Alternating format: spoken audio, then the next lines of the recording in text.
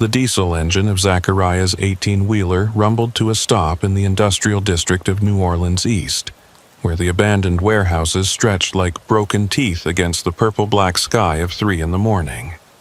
27 years behind the wheel had taught him plenty about reading situations, about sensing when something wasn't quite right. But exhaustion had a way of dulling even the sharpest instincts. He'd been driving for 14 straight hours, pushing through from Houston with a trailer full of high-end electronics bound for a distribution center that wouldn't open until 7. The smart play would have been to find a proper truck stop, somewhere with lights and security cameras and other drivers around, but every decent spot along I-10 had been packed solid. This particular stretch of Chef Mentor Highway had caught his eye on the GPS as he searched for somewhere to catch his mandatory rest break. The area looked industrial enough on the map, the kind of place where a parked semi wouldn't draw attention, where he could sleep for a few hours without some security guard knocking on his door telling him to move along. What the map didn't show was how the economic collapse had hollowed out this part of the city, leaving behind a graveyard of empty buildings and broken streetlights. Zachariah killed the engine and sat in the sudden silence, his ears still ringing from hours of road noise. Through his windshield, he could see the skeletal remains of what used to be a seafood processing plant, its loading dock doors hanging open like mouths frozen mid-scream. To his left, a chain-link fence topped with razor wire protected nothing but weeds and rusted equipment. To his right, more emptiness stretched into darkness. The only working streetlight was 100 yards behind him, casting long shadows that made everything look wrong. He reached for his logbook, marking his location and start time for the break. Company policy required drivers to check in when stopping in unfamiliar areas, but his phone showed only 1 bar of signal. The message to dispatch sent, or at least showed as sending, the little circle spinning endlessly. Zachariah set the phone aside and rubbed his eyes. 4 hours until he needed to be at the distribution center. 3.5 hours of sleep if he was lucky. The cab of his Freightliner had been his second home for so long that he had his routine down to a science. He climbed into the sleeper berth, kicked off his boots, and stretched out on the narrow mattress. Outside, the wind picked up, rattling a loose piece of metal siding on the nearest building. Somewhere in the distance, a dog barked, the sound carrying strange in the humid night air. Zachariah pulled the curtain closed between the cab and the sleeper, blocking out the view of the desolate landscape, and closed his eyes. Sleep came faster than usual, the exhaustion pulling him under like quicksand. In his dreams, he was back home in Shreveport, sitting on his porch with a cold beer, watching his grandkids play in the sprinkler. His daughter was saying something about the 4th of July barbecue, about whether he'd be able to make it this year, and he was promising her he would, absolutely, wouldn't miss it for the world. The sound that woke him wasn't loud, but it was wrong. A metallic tap, deliberate and rhythmic, like someone gently knocking on the trailer. Zachariah's eyes snapped open in the darkness of the sleeper berth. His watch showed 4:17 a.m. He'd been asleep for barely an hour. The tapping came again, 3 measured beats against the aluminum siding of his trailer. Not random, not wind, purposeful. He pushed aside the curtain and peered out into the cab. Through the driver's side window, he could see a figure standing beside his trailer, barely visible in the darkness. As his eyes adjusted, he could make out more details. A man, tall and thin, wearing what looked like work clothes. The man raised his hand and tapped again, the sound carrying clear through the night air. Zachariah's first thought was that maybe someone needed help. Maybe a car had broken down. Maybe someone was lost. But something about the man's posture, the way he stood so still between taps, raised every alarm in Zachariah's head. In 27 years of driving, he'd helped plenty of folks with flat tires and dead batteries, but those people called out, made themselves known, didn't just stand in the dark tapping on your trailer. He reached for his phone, but the screen stayed black. Dead battery. He'd forgotten to plug it in before falling asleep, and now the thing was completely drained. The CB radio was his next option, but as he reached for the handset, movement in his passenger side mirror caught his attention. Another figure, this one shorter and stockier, was approaching from the other side. That's when Zachariah knew this wasn't about someone needing help. The second man had something in his hand, held low against his leg. In the dim light, Zachariah couldn't tell if it was a tire iron, a crowbar, or something worse. The man moved with purpose, not rushing but not hesitating either, like someone who had done this before. Meanwhile, the tapping on the driver's side had stopped, and when Zachariah looked back, the tall man had moved closer to the cab.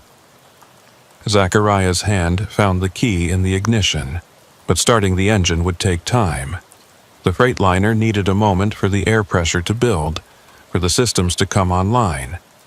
In that time, these men could smash his windows, could get inside, could do whatever they'd come here to do. His mind raced through options, none of them good. The CB microphone was in his hand now, and he pressed the transmit button. "Breaker, breaker, this is Unit 47 Heavy.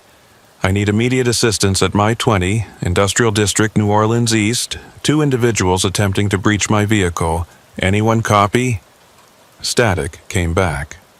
Either no one was listening at this hour, or no one was close enough to hear. He tried again, his voice steadier than he felt. "Emergency traffic. This is Unit 47 Heavy declaring an emergency. Chef Mentor Highway Industrial District. 2 suspects attempting forced entry. Any unit please respond." The tall man on the driver's side had produced something from his pocket. The distinctive click of a glass cutter against the window made Zachariah's blood run cold.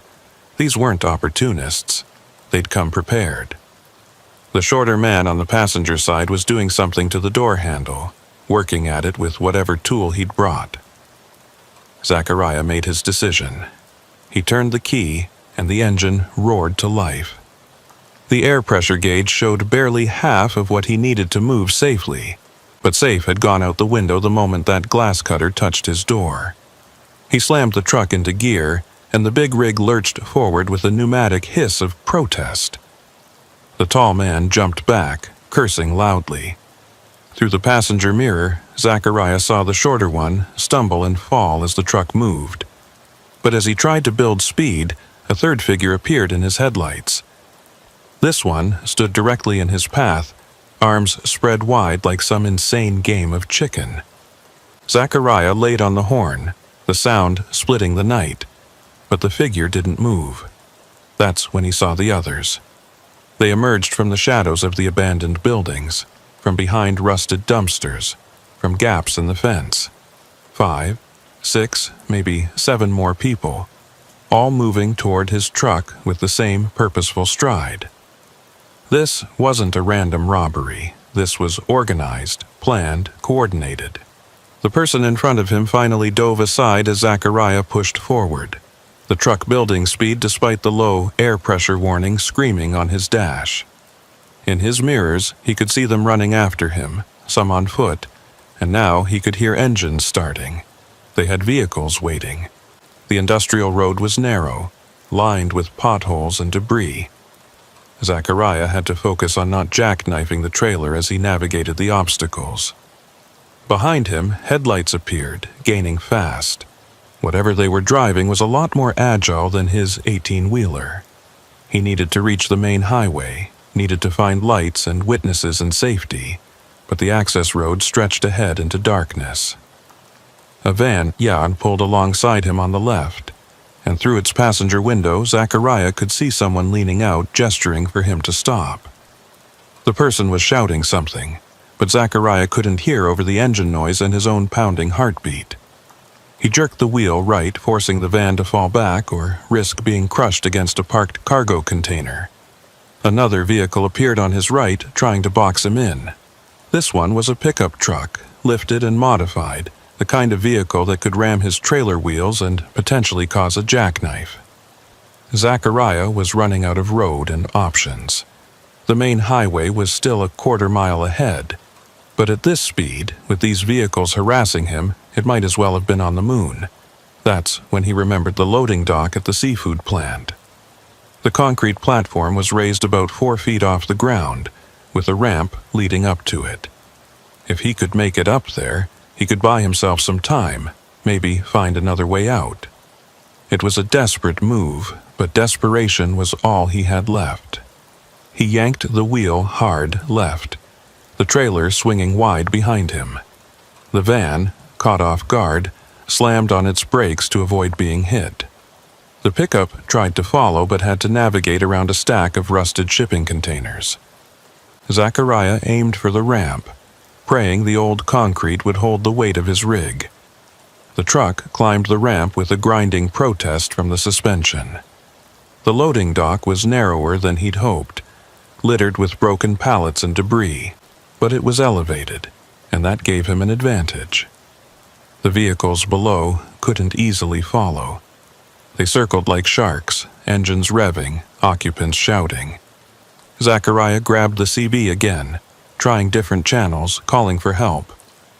On channel 19, finally, a voice crackled through. 47 heavy. This is Midnight Rider. I copy your 20. ETA 5 minutes with backup. Hold tight, brother. 5 minutes. In a situation like this, 5 minutes was a lifetime.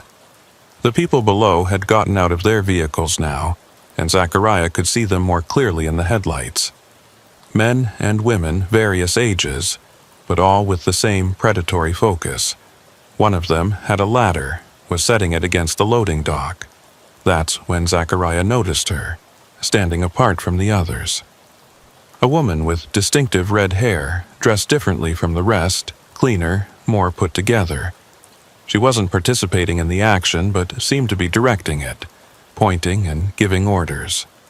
When she looked up at his cab, their eyes met through the windshield, and she smiled.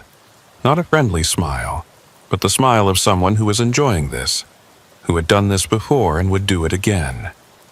She raised a hand and made a cutting motion across her throat, the universal sign that sent ice through Zachariah's veins. Then she turned and walked calmly back to a black sedan parked at the edge of the lot, as if she had all the time in the world.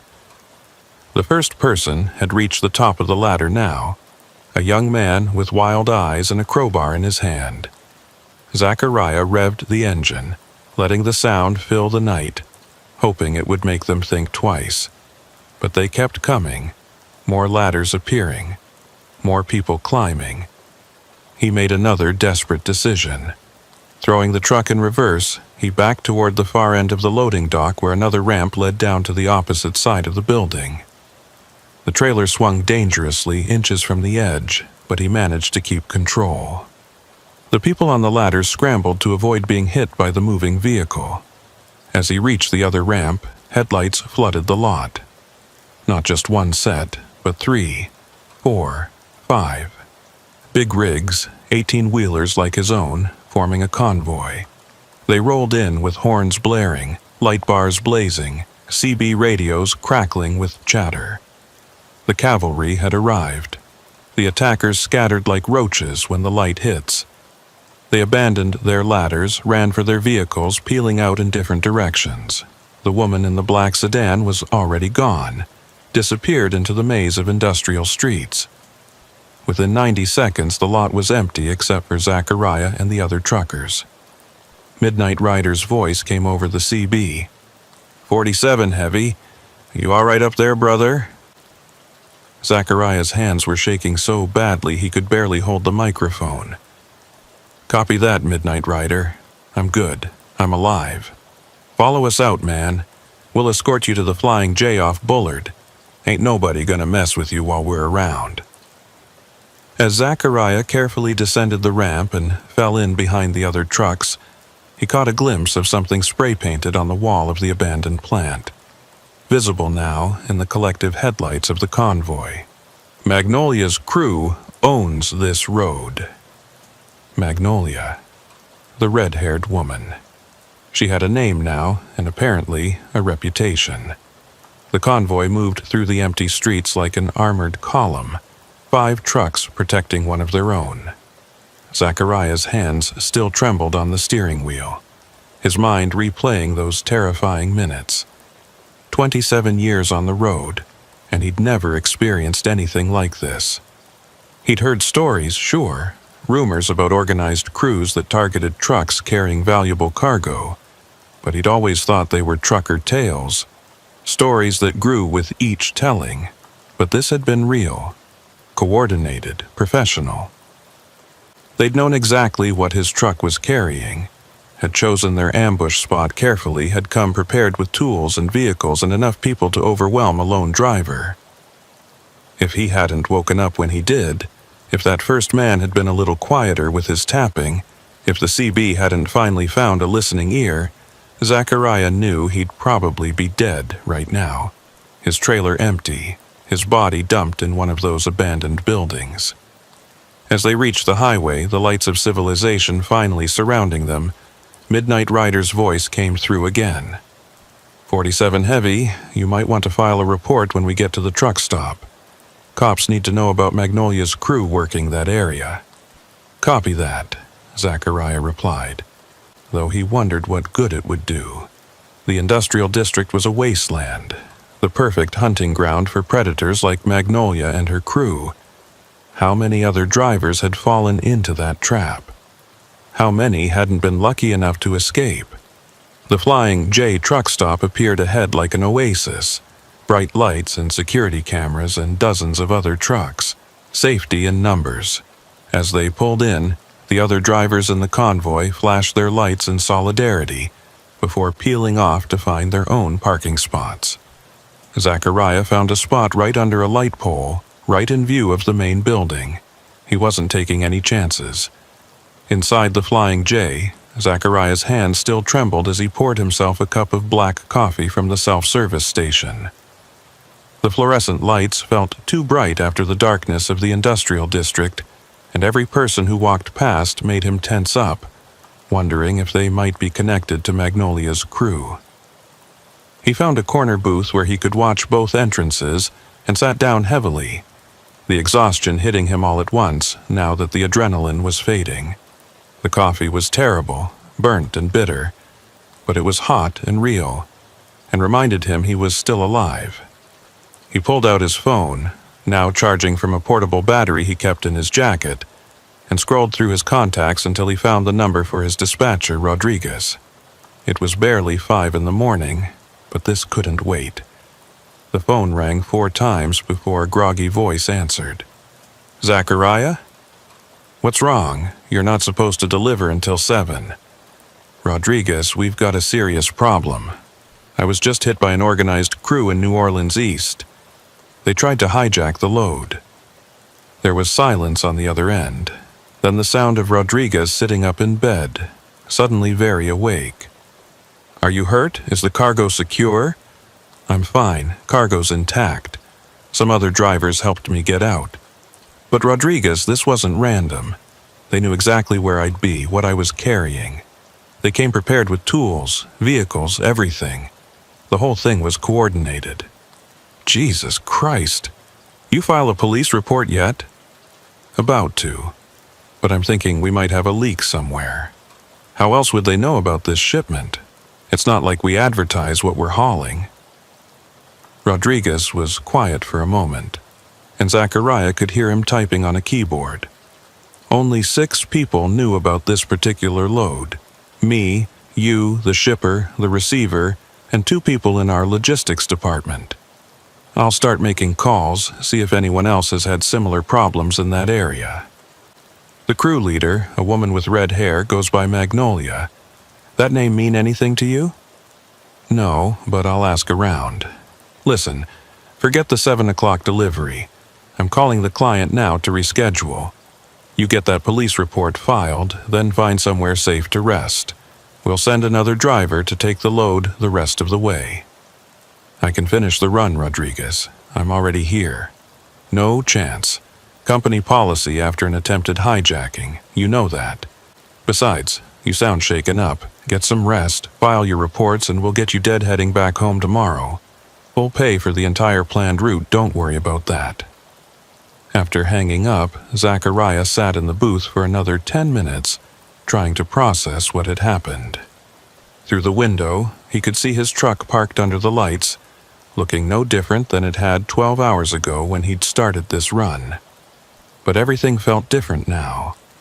The road, which had been his home and his livelihood for nearly 3 decades, suddenly felt hostile, full of shadows and threats he'd never properly considered before. A hand on his shoulder made him jump, coffee sloshing onto the table. But it was just another trucker, an older black man with kind eyes and a gray beard. It was Midnight Rider, the one who'd answered his call. "Easy there, brother," the man said, sliding into the opposite side of the booth. "Just wanted to check on you. You looked pretty rattled when we found you." "I owe you my life," Zachariah said, meaning every word. "If you hadn't shown up when you did, we look out for each other out here. That's how it's always been." Midnight Rider signaled the waitress for coffee. But that scene back there, that was something else. "I've been driving these roads for 35 years, and I've never seen anything that organized." "You said the leader was called Magnolia?" Red-haired woman, probably mid-30s, stayed back and directed the others like it was a military operation. Midnight Rider's expression darkened. "I've heard that name. Last few months there've been whispers about cargo going missing in the Gulf Coast region. Always electronics, pharmaceuticals, high-value stuff. Drivers found dead or beaten so bad they couldn't remember what happened. Word was there was a woman running the crew, but I thought it was just road gossip. It's not gossip. She's real, and she's got a serious operation going. You planning to talk to the cops?" "Soon as I finish this coffee." Midnight Rider leaned in closer, lowering his voice. "Be careful with that. NOPD isn't exactly known for giving a damn about what happens in the industrial district. And if Magnolia's crew is as organized as what we saw, they might have connections. You understand what I'm saying?" Zachariah understood perfectly. Corruption in New Orleans was as much a part of the city as jazz and humidity. If Magnolia was running a successful hijacking ring, she was probably paying someone to look the other way. "What do you suggest I do?" "File the report, get it on record, but don't expect much. Then get out of town and don't come back through here alone. These people, they don't forget faces, and they definitely don't forget people who get away." 2 hours later, Zachariah sat in a plastic chair at the New Orleans Police Department's 3rd District Station, filling out his 5th form of the morning.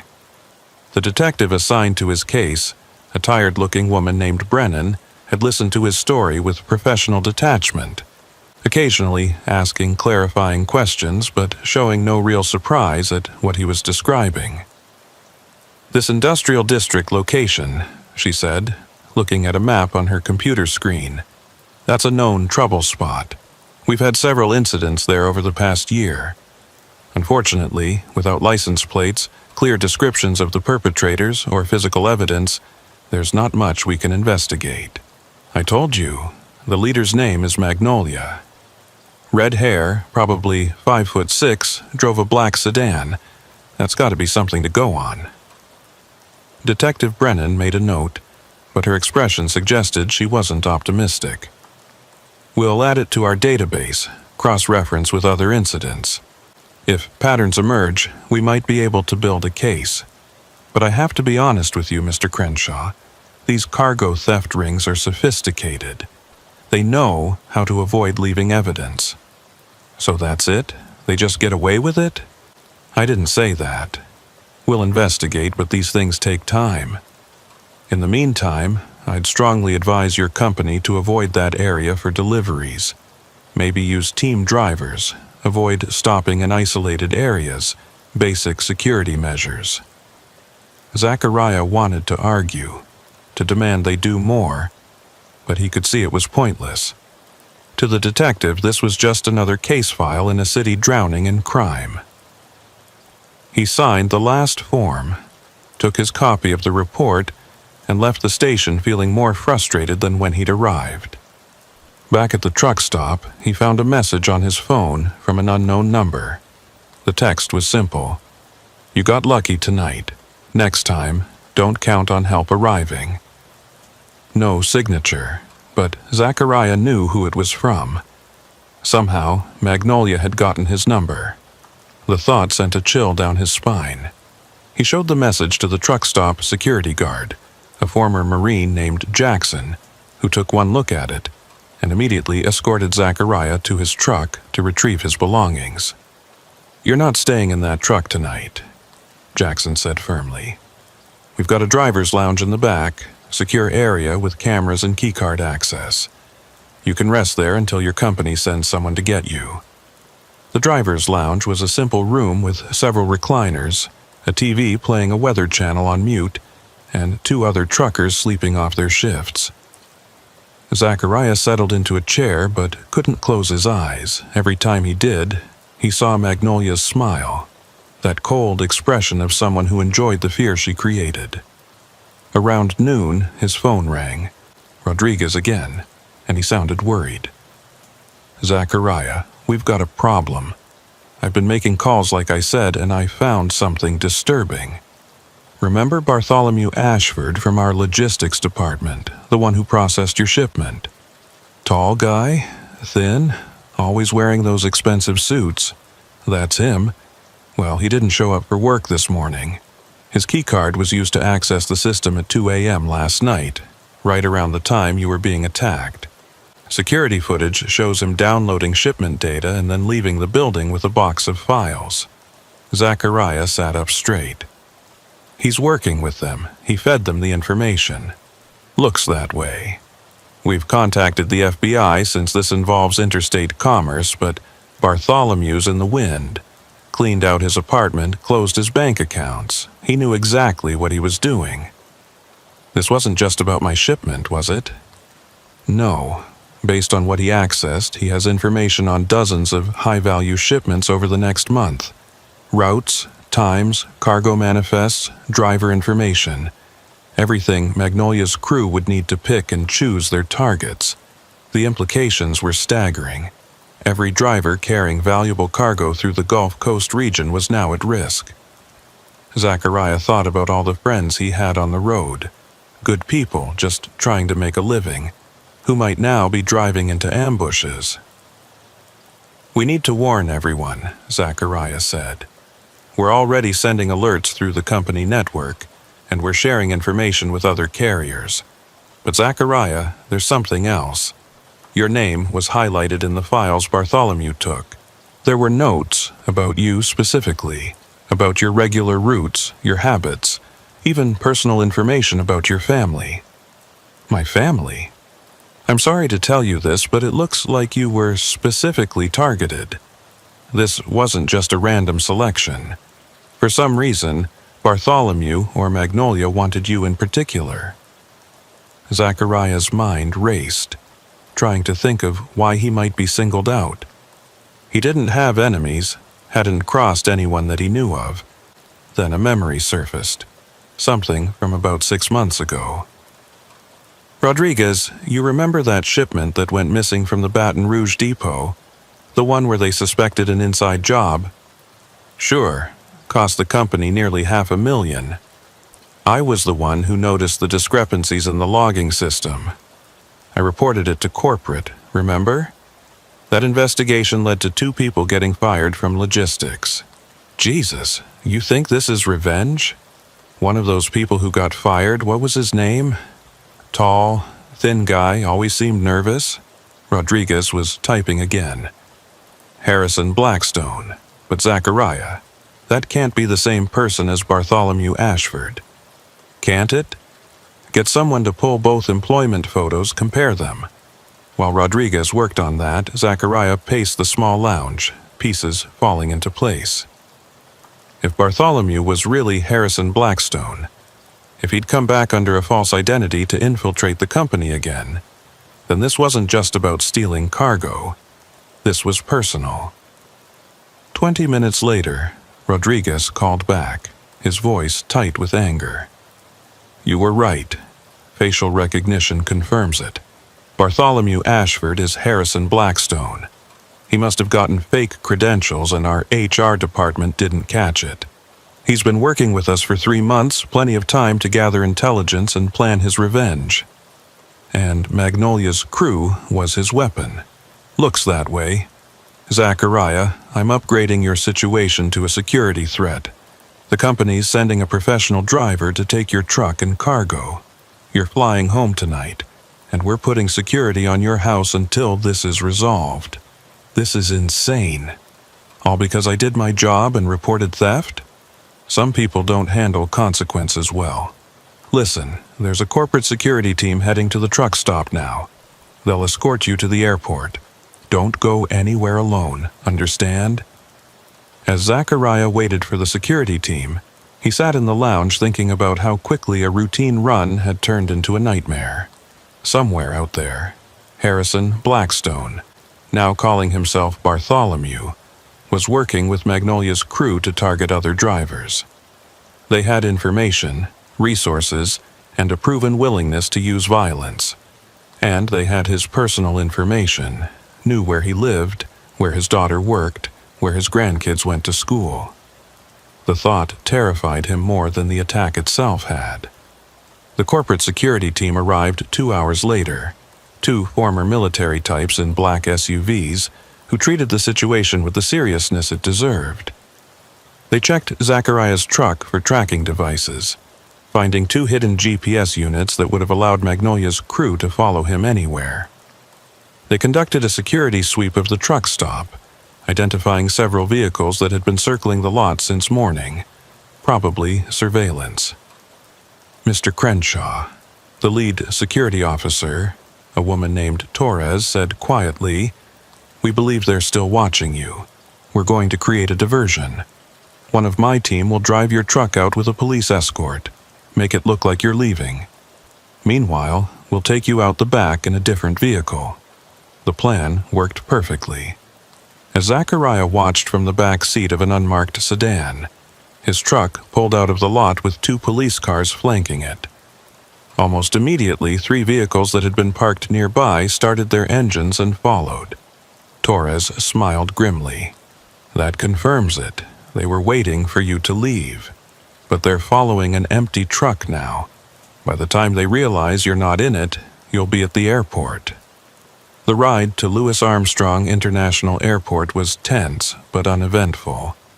Torres kept checking mirrors, taking seemingly random turns, doubling back twice to ensure they weren't being followed. At the airport, she walked him all the way to the security checkpoint. "Corporate's taking this very seriously," she said. "We've got teams looking for Blackstone and gathering intelligence on Magnolia's operation. You did the right thing reporting this, Mr. Crenshaw. These people are dangerous, but now we know about them. What about other drivers? The ones who don't know they're being targeted? Alerts have gone out across the industry. Truck stops are increasing security, and law enforcement has been notified from here to Houston. It's not perfect, but it's something."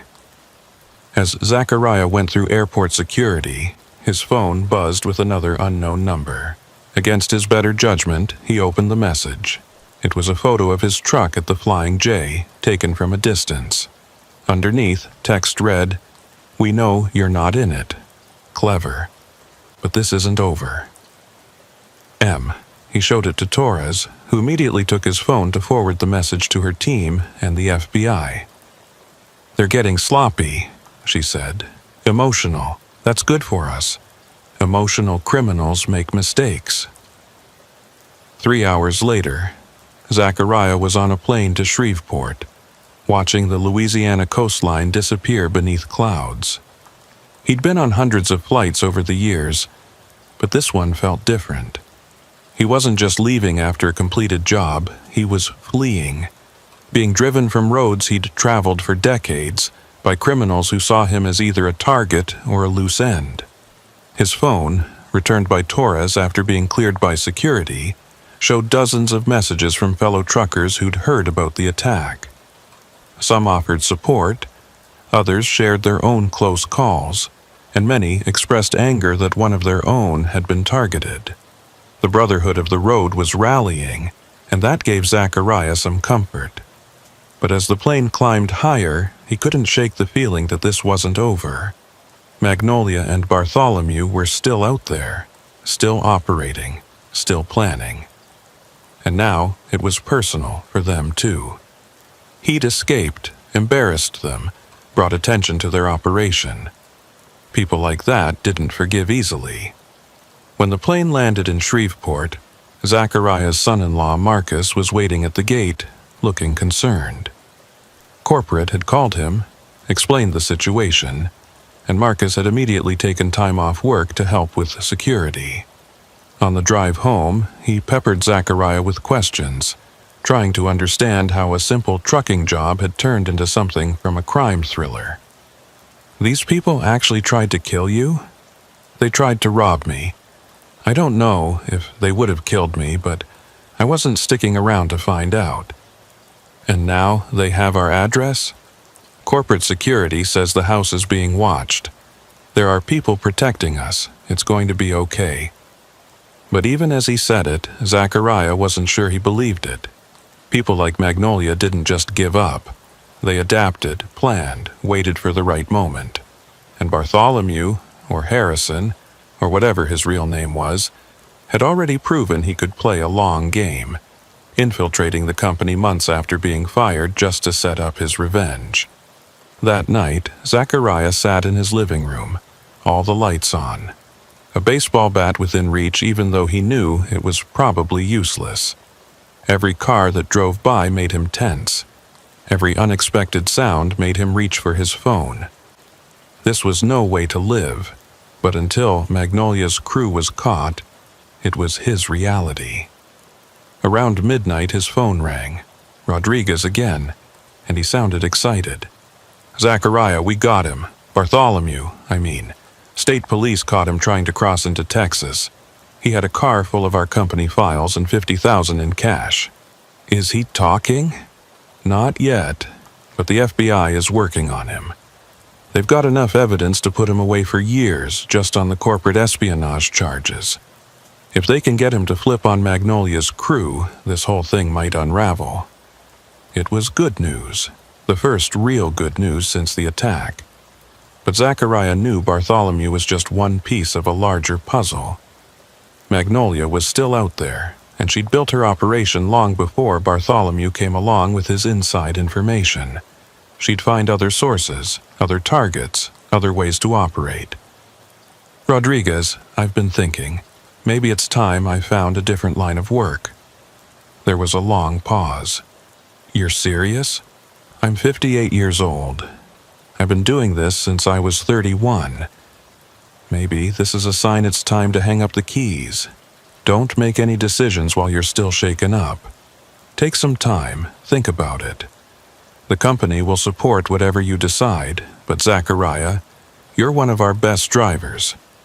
It would be a shame to let these criminals drive you from a job you love." After the call ended, Zachariah stood at his window, looking out at the quiet Shreveport street where he'd lived for 15 years. Somewhere out there, hundreds of truckers were on the road right now, delivering the goods that kept America running. They were dealing with weather, traffic, fatigue, and now apparently organized crime rings with inside information. 3 weeks passed in relative quiet. Zachariah had started to believe maybe it really was over, that Bartholomew's arrest had disrupted Magnolia's operation enough to make her back off. The security detail at his house had been reduced to periodic check-ins, and life was beginning to return to something resembling normal. He was even considering Rodriguez's standing offer to return to work, maybe taking shorter local runs to ease back into it. That illusion shattered on a Tuesday morning when his daughter Rebecca called him in a panic. "Dad, there was a woman at Katie's school asking about you." Zachariah's blood went cold. Katie was his 8-year-old granddaughter. What do you mean, asking about me? The principal just called. A woman showed up claiming to be from a trucking magazine, said she was doing a story about long-haul drivers and their families. She specifically asked if Katie was your granddaughter, said she'd heard you were some kind of hero driver who'd stopped a hijacking. Red hair? Yes. Dad, how did you know that? Get Katie out of school right now. I'm calling corporate security. Within an hour, Zachariah's quiet retirement plans were forgotten. Corporate security descended on Shreveport like an invasion force. Torres was back, and this time she brought a full team. They moved Rebecca and her family to a secure location, increased surveillance on Zachariah's house, and began coordinating with local law enforcement. She's escalating, Torres explained during a briefing at the safe house. This isn't about cargo anymore. This is personal. She's sending a message that she can reach you anywhere, through anyone. But why? Zachariah asked. Bartholomew's in custody. He's the one who wanted revenge, not her. Our intelligence suggests Magnolia and Bartholomew had become close, possibly romantically involved. His arrest might have triggered this escalation, or maybe she sees you as the reason her operation is now under scrutiny. Either way, you've become her focus. The FBI agent assigned to the case, a young man named Donnelly, spread photos across the table. They were surveillance shots from various locations around Louisiana and Texas, all showing the same red-haired woman. But her appearance changed in each photo. Different clothes, different styles, sometimes wearing glasses or hats. She was a chameleon. We've identified her as Margaret Louise Nobles, 34 years old, originally from Mobile, Alabama. She's got a record going back to her teens: theft, assault, conspiracy. She disappeared from the system about 5 years ago, right around the time the cargo thefts started increasing in this region. So Magnolia is just a street name, Zachariah said, studying the photos. Appears so. She's smart, careful, and completely ruthless. We've linked her crew to at least 12 murders, all drivers or warehouse workers who got in their way. You're lucky to be alive, Mr. Crenshaw. I don't feel lucky. I feel like a target. You are a target, Torres said bluntly, which is why we're proposing something unusual. We want to use you as bait. The room went quiet. Rebecca, who'd been sitting in the corner trying to process all of this, stood up angrily. Absolutely not. Haven't you people put him through enough? Hear us out, Agent Donnelly said. Magnolia's getting desperate. Bartholomew's in custody, her operation is compromised, and she's taking risks she wouldn't normally take. Showing up at your granddaughter's school was sloppy, emotional. If we can draw her out in a controlled situation, we can end this. What kind of controlled situation? Zachariah asked, though he already had an idea. You go back to work. Take a high-value shipment through New Orleans. We'll leak the information through channels we know she monitors. When she makes her move, we'll be ready. You want me to drive straight into another ambush?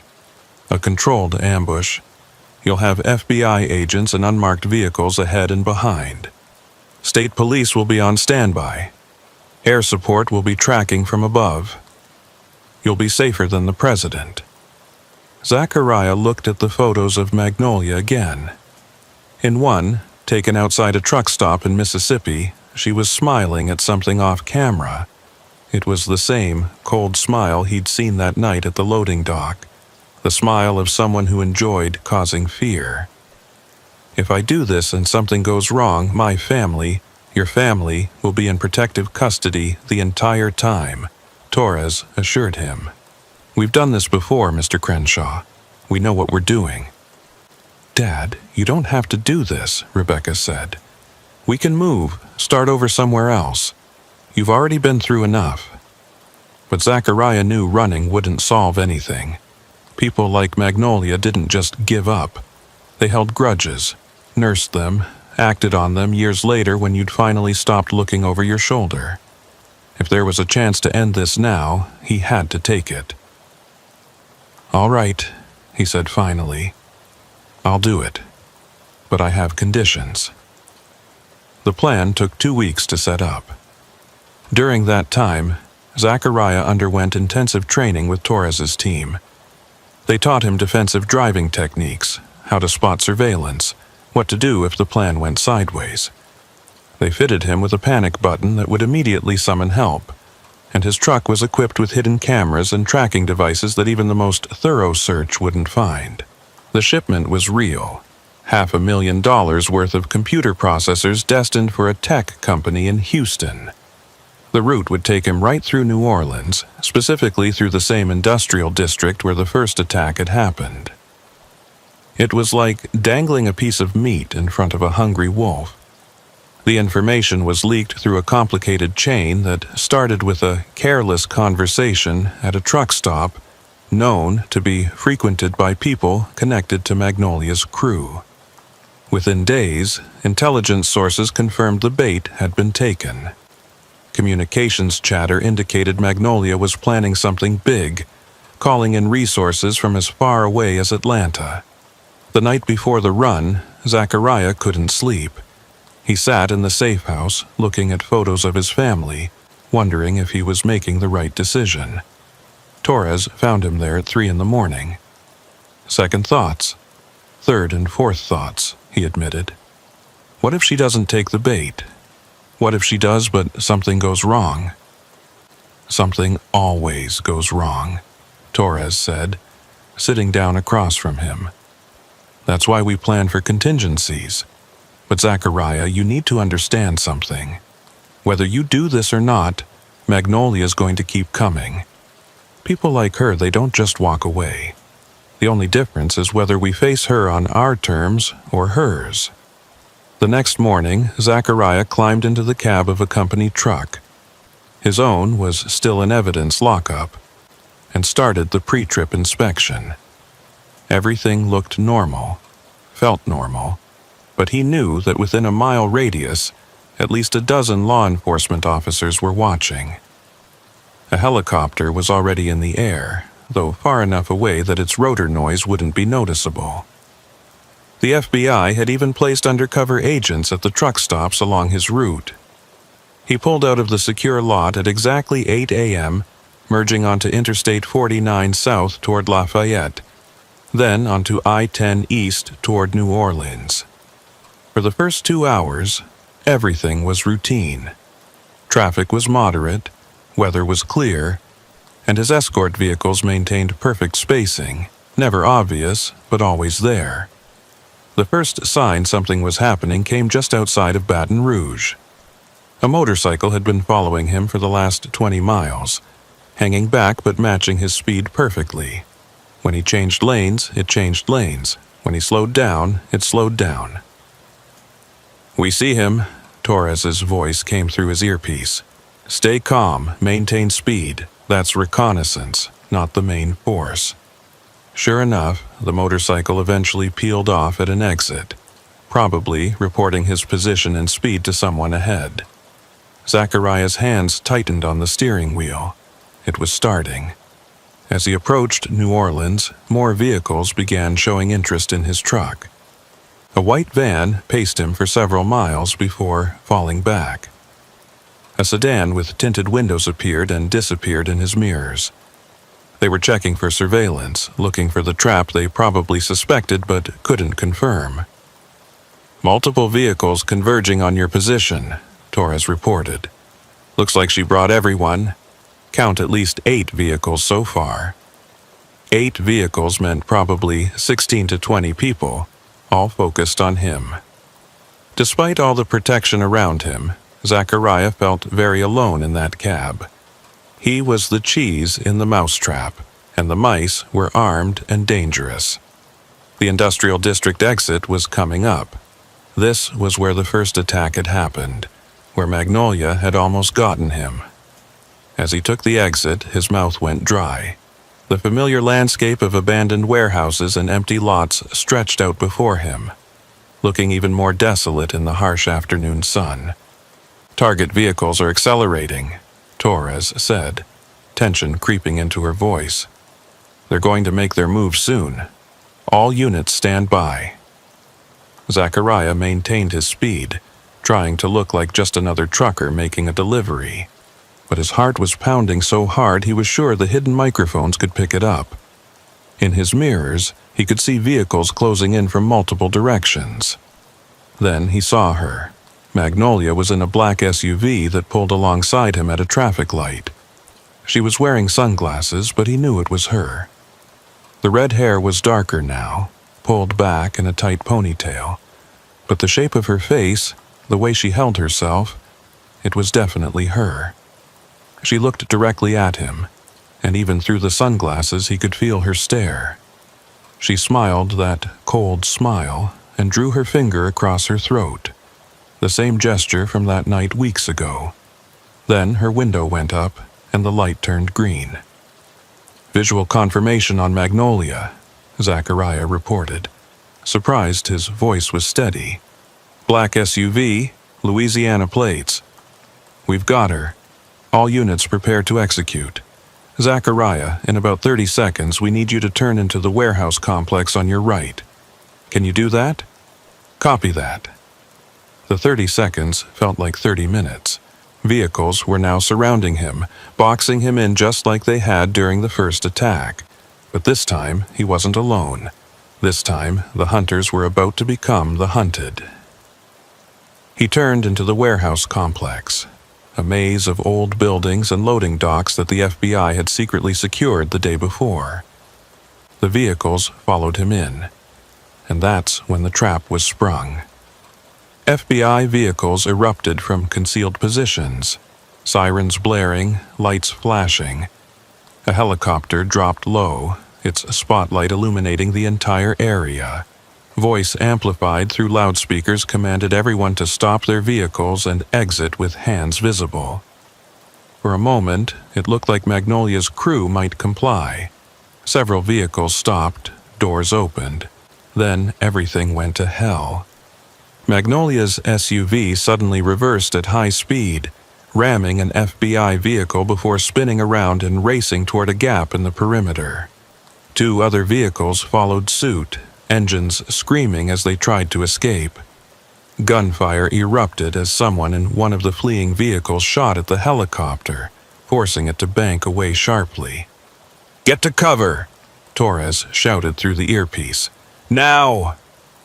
Zachariah didn't need to be told twice. He pulled the truck behind a concrete loading dock and threw himself flat across the seats as bullets shattered his passenger window. The firefight outside was intense but brief. Within minutes, the shooting stopped, replaced by shouting voices and sirens. "Zachariah, you okay?" Torres's voice was breathless. "Yeah, I'm good. Did you get her?" There was a pause. "We got most of them. 6 vehicles stopped, 15 suspects in custody. But Magnolia and 2 other vehicles escaped. We're in pursuit." Zachariah sat up carefully, glass from the broken window crunching under him. Through his windshield, he could see FBI agents rounding up members of Magnolia's crew, forcing them to the ground, securing weapons. It was a significant victory, but it felt hollow knowing Magnolia had escaped. The pursuit lasted 3 hours. Magnolia led law enforcement on a chase through 3 parishes, switching vehicles twice, using her knowledge of the back roads to stay ahead. But she couldn't shake the helicopter, and eventually she ran out of room to run. State police spike strips took out her tires on a rural road near Slidell. The SUV skidded into a ditch, and Magnolia emerged shooting. The firefight was brief but intense. When it was over, Magnolia was on the ground, wounded but alive, finally in custody. Torres called Zachariah with the news that evening. He was back at the safe house, still processing everything that had happened. "She's in the hospital under heavy guard, GSW to the shoulder and leg, but she'll survive to stand trial. We also rounded up the 2 vehicles that initially escaped with her. All told, we arrested 23 people today, seized 14 vehicles, and recovered enough evidence to put them all away for life. Is it really over? It's over. Magnolia, or rather, Margaret Nobles, is facing federal charges for murder, racketeering, conspiracy, attempted murder of a federal witness, that's you, and about a dozen other charges. She's never getting out. What about Bartholomew? Singing like a canary. He's so scared of Magnolia that he's giving us everything. Names, dates, methods, the whole operation. Turns out this went deeper than we thought. They had connections in multiple shipping companies, were bribing security guards, even had a few cops on the payroll. Zachariah sat back in his chair, feeling a weight he'd been carrying for over a month finally lifting. So what happens now? Now you get your life back. We'll maintain security for a few more weeks just to be safe, but the threat is neutralized. You can go back to work, or retire, or whatever you want to do. 2 days later, Zachariah was sitting on his porch in Shreveport, watching his granddaughter Katie play in the yard. The security detail was gone, the safe house was no longer needed, and life was returning to normal. But he knew he'd never be quite the same. Rodriguez called that afternoon. So, have you thought about coming back? I have, Zachariah said, watching Katie chase a butterfly across the grass. And I think I'm done, Rodriguez. 27 years was a good run, but it's time to hang up the keys. I understand. For what it's worth, the company's putting together a commendation for you. What you did helped to take down a major criminal organization. You're a hero, Zachariah. I don't feel like a hero. I feel like a guy who got lucky. Sometimes that's the same thing. After the call, Zachariah sat on the porch thinking about the road. He'd driven millions of miles, seen every state, met thousands of people. It had been a good career, an honest living. But the road had changed, or maybe he'd just finally seen the darkness that had always been there, hiding in the shadows of abandoned warehouses and empty rest stops. A week later, he received a package with no return address. Inside was a newspaper clipping about Magnolia's arrest and upcoming trial. Someone had circled a quote from her where she said, "That trucker, Zachariah Crenshaw, cost me everything. If I ever get out, he's the first person I'm coming for." At the bottom of the clipping, someone had written in red ink, "She has friends, watch your back."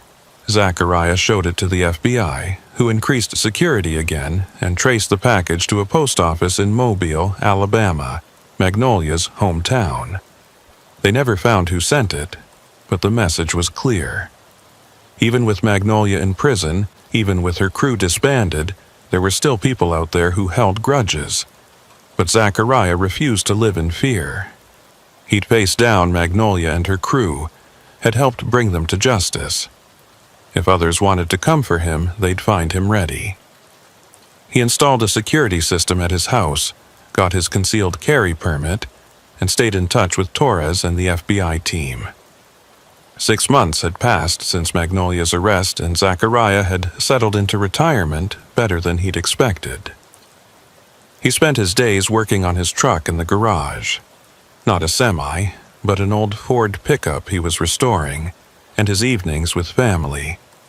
The nightmares had mostly stopped, though he still occasionally woke up hearing that metallic tapping on aluminum siding. The trial had been all over the news. Margaret Louise Nobles, aka Magnolia, had been sentenced to life without parole on multiple counts of murder, racketeering, and conspiracy. Bartholomew, or Harrison Blackstone as the court documents listed him, got 25 years in exchange for his cooperation. The entire crew had been dismantled, its members either in prison or scattered to the wind. Zachariah had testified via video link, the prosecutor not wanting to risk bringing him to New Orleans even with security. Magnolia had stared at the screen the entire time he spoke, never blinking, that cold smile playing at the corners of her mouth. When the judge read the verdict, she'd laughed. Actually laughed. And said something to her lawyer that made him go pale. Now, on a humid Thursday evening in September, Zachariah was under his truck changing the oil when his phone rang. The number was unfamiliar, but that wasn't unusual. He'd been getting calls from journalists wanting to write about his story, true crime podcasters wanting interviews. He usually ignored them, but something made him answer this one. "Mr. Crenshaw." The voice was female, young, nervous. "Yes? My name is Evangeline Thibodeau. I was Magnolia's cousin. Please don't hang up." Zachariah slid out from under the truck, every nerve suddenly alert. "What do you want?" "To warn you, and maybe to apologize, though I know that doesn't mean much. Can we meet? I have information you need to hear." "I'm calling the FBI. Please don't, not yet. I'm not part of her crew, I never was. But I know things about what she set in motion before she got arrested. There are people still out there, Mr. Crenshaw. People she paid in advance to finish what she started." Zachariah was already reaching for his other phone to call Torres, but something in the girl's voice made him pause. She sounded genuinely scared, not threatening. "Where are you?" "Shreveport. I drove here from Mobile. I'm at the diner on Line Avenue, the one that's open 24 hours. Can you meet me here? Public place, lots of people. You can bring whoever you want for protection." "How do I know this isn't a trap?" "You don't. But Mr. Crenshaw, if I wanted to hurt you, would I call first? Would I give you my real name? I'm 22 years old, I'm a nursing student, and I want nothing to do with my cousin's business, but I can't let innocent people get hurt because of what I know." Against his better judgment, Zachariah agreed to meet her, but he wasn't going alone. He called Torres immediately, and within an hour, a plan was in place. He'd meet Evangeline, but FBI agents would be positioned throughout the diner, and local police would be on standby outside. The diner was exactly as Evangeline had described. Brightly lit, half full of customers even at 9 in the evening. She was easy to spot, sitting alone in a corner booth, nervously shredding napkins. She looked nothing like Magnolia. Dark hair instead of red, soft features instead of sharp ones, and eyes that held fear instead of cold calculation. When Zachariah slid into the booth across from her, she looked up with tears in her eyes. "Thank you for coming. I know you have no reason to trust me. You're right about that, so talk." Evangeline pulled out a worn notebook, her hands shaking. Margaret, Magnolia. She wasn't just running a theft ring. She was building something bigger. She had this vision of controlling all the cargo movement through the Gulf Coast, becoming some kind of underground shipping queen. The thefts were just the beginning, a way to fund the larger operation. The FBI knows all this. No, they don't. Not all of it. She opened the notebook, revealing pages of names, dates, and dollar amounts. Before she was arrested, she moved money, a lot of money, to accounts the FBI doesn't know about. She used that money to put contracts on specific people. People who had crossed her, who had cost her money or reputation. Contracts? You mean hits? Evangeline nodded. Your name is at the top of the list. $50,000 to whoever completes the job. But here's what makes it worse. She didn't hire professionals. She spread the word through prison networks offering the money to anyone willing to try. So you don't have one assassin coming for you, Mr. Crenshaw. You have potentially dozens of random criminals who might take a shot at the bounty. Zachariah felt the blood drain from his face. This was worse than dealing with Magnolia's organized crew. At least they had been a known enemy with predictable methods. This was chaos. Why are you telling me this? Because I'm not her, Evangeline said fiercely. My whole life, people compared me to Margaret. Same family, same blood, must be the same person, but I'm not. I'm trying to be a nurse, to help people, to be everything she wasn't. When I found out about the contracts, she had me listed as an emergency contact, and her lawyer contacted me about some of her affairs. I knew I had to warn the people she targeted. People? There are others? 5 names total. You're the first I've been able to locate. She showed him the list. Besides his name, there were 4 others, including a prosecutor from Houston, a rival crew leader from Mississippi, a former member of her crew who had turned informant, and surprisingly, Bartholomew himself. She put a hit on Bartholomew? Her own partner? She blamed him for getting caught. Said if he hadn't been sloppy with his revenge plan against you, none of this would have happened. The way she saw it, everyone on this list betrayed her somehow. Torres had been listening through a wire Zachariah was wearing, and now she entered the diner, sliding in next to him. Evangeline tensed, but didn't run. Miss Thibodeau, I'm Agent Torres with the FBI. We need everything you have. For the next 2 hours, Evangeline laid out everything she knew. The account numbers were in offshore banks, untouchable by U.S. law enforcement. The contracts had been spread through a network of prison contacts, former crew members, and criminal associates across 5 states. Some had already been activated. The prosecutor in Houston had reported 3 suspicious incidents in the last month. We can put you in protective custody, Torres told Evangeline when she was done. No, I'm not hiding. I've applied to transfer to a nursing school in Seattle, as far from the Gulf Coast as I can get. I leave tomorrow. I just needed to do this first, to try to make something right.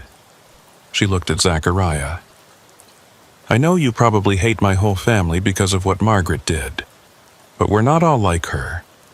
My grandmother, Margaret's aunt, she died of shame when she heard about the murders, said she'd failed somewhere in raising her. The rest of us, we just want to forget she ever existed. After Evangeline left, Torres and Zachariah sat in the diner discussing the implications.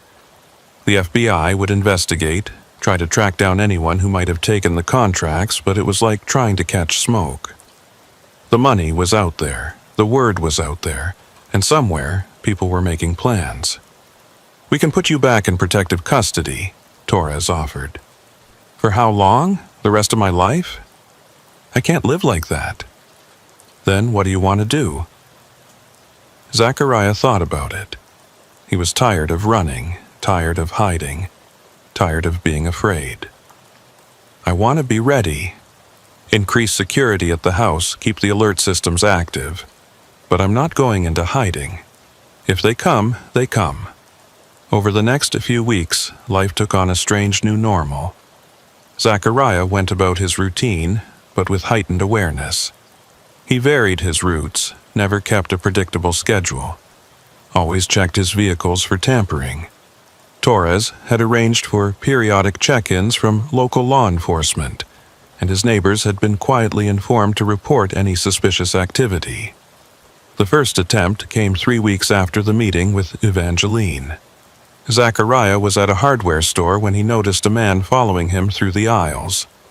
Young guy, maybe 25, trying too hard to look casual while keeping Zachariah in sight. When Zachariah went to the parking lot, the man followed, hand reaching into his jacket. But Zachariah had been trained by Torres's team. He hit his panic button, dropped behind a car, and within 90 seconds police sirens were screaming into the parking lot. The man ran, but was caught 2 blocks away. He had a loaded pistol and a printed photo of Zachariah with the dollar amount written on it. The second attempt was more subtle.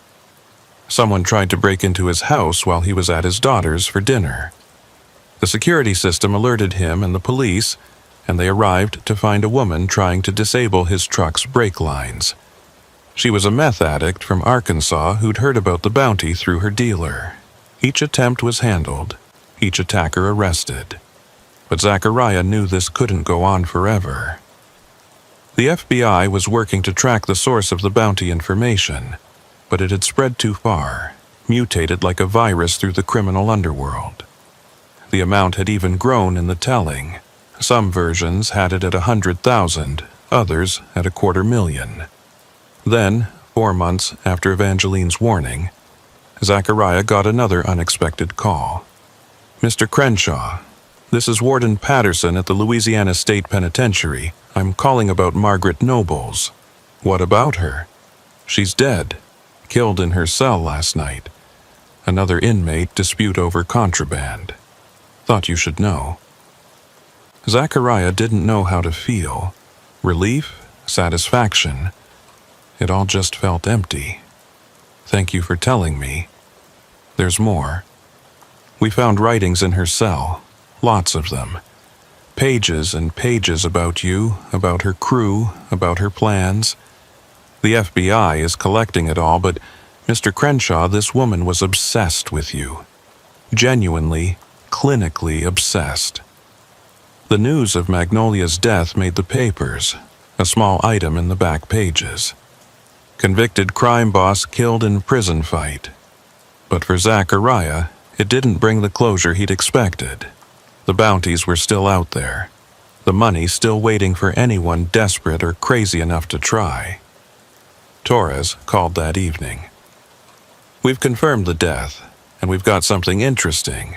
The inmate who killed her was connected to the Mississippi crew leader she'd put a bounty on. Looks like someone decided to collect on a different contract. So they're turning on each other now? Seems like it. The criminal underground doesn't like this bounty system. It's too chaotic, draws too much police attention. Word is that some of the older, more established crews are actively discouraging people from pursuing the contracts." It was strange justice, Zachariah thought. Magnolia's own methods, her chaos and violence, had ultimately turned her world against her. A year passed. The attempts slowed, then stopped. Either the word had gotten out that it wasn't worth it, or the pool of people willing to try had dried up. Zachariah maintained his security precautions but started to relax a little. He even took a road trip with his wife, driving the restored Ford pickup along the Gulf Coast, reclaiming highways that had once been scenes of terror. They stopped at a truck stop outside of Mobile, and Zachariah found himself looking at the big rigs, feeling a pull he hadn't expected. A driver, an older black woman, noticed him staring. "You a driver?" she asked. "Was. Retired about a year ago. Miss it? Sometimes. Not the danger, not the long hours, but the freedom, the road." She smiled. "The road never really leaves you, does it? It gets in your blood." As they drove on, Zachariah thought about that. The road had nearly killed him, had brought violence and fear into his life. But it had also been his life for 27 years. Every mile had been a story. Every delivery a small victory against distance and time.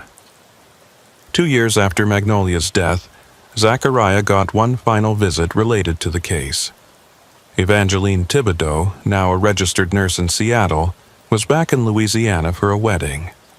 She asked to meet him, and this time, there was no fear in the invitation.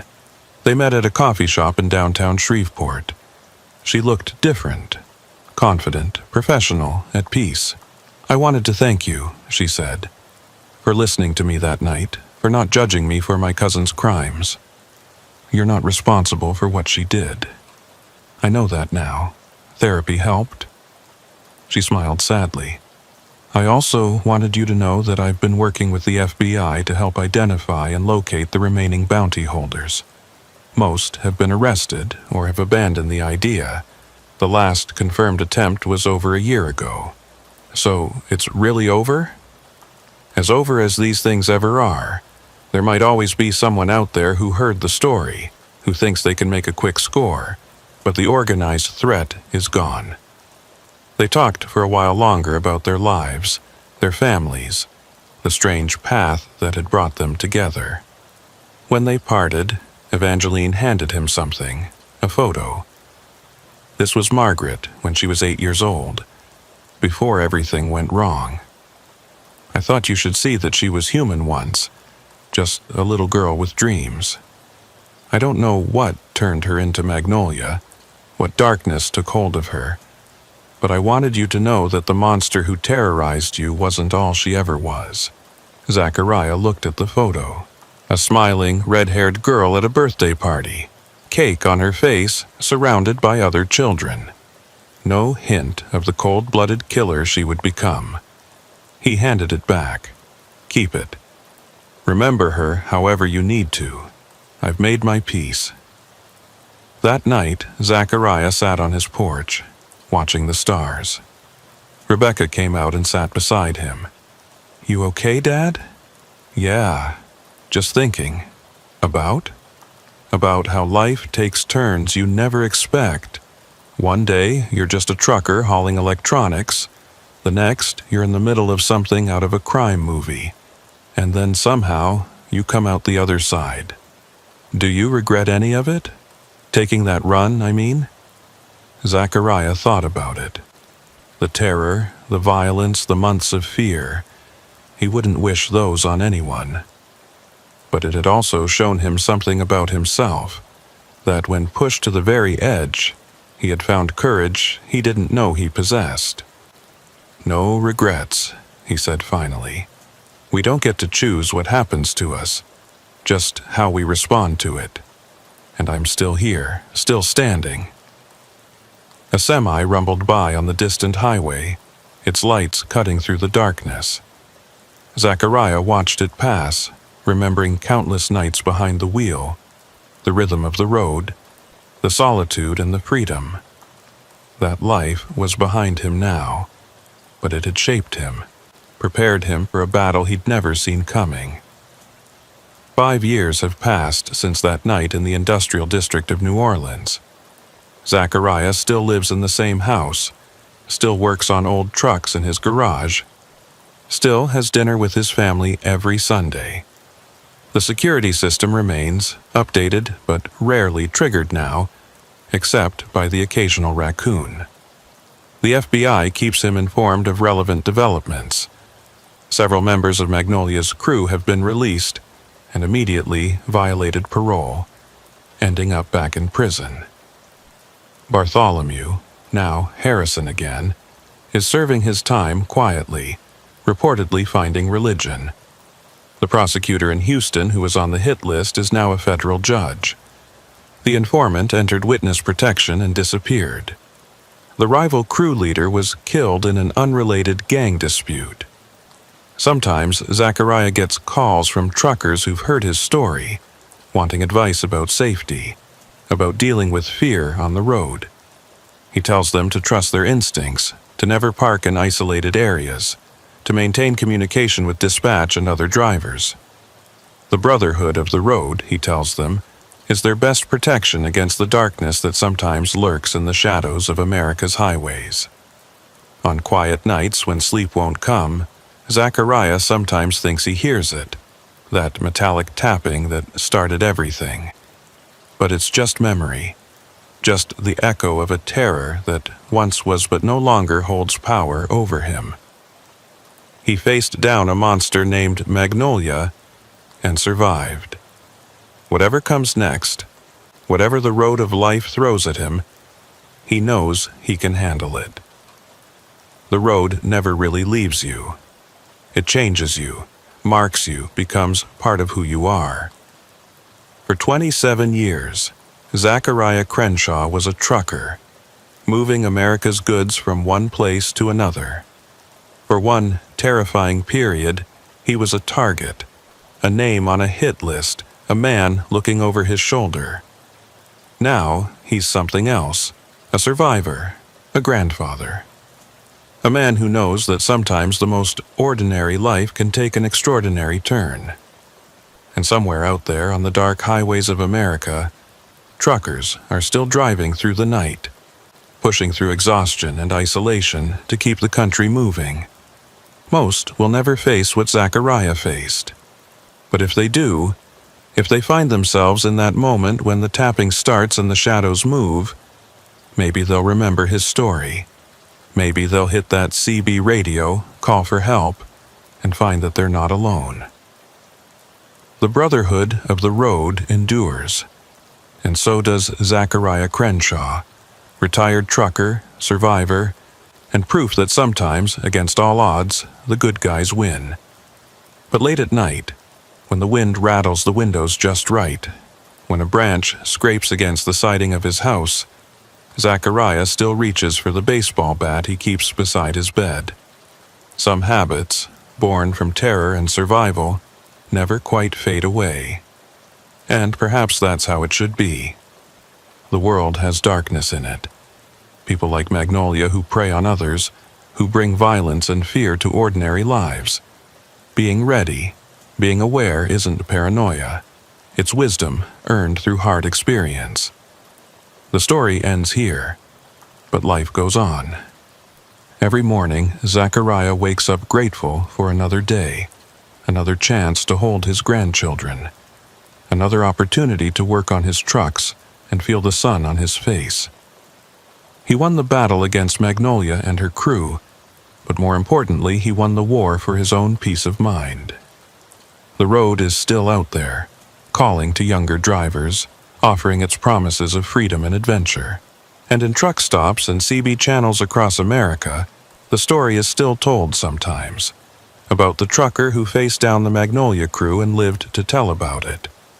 It's become part of trucker lore, a cautionary tale with a rare happy ending. Zachariah Crenshaw is home. He is safe. He is free.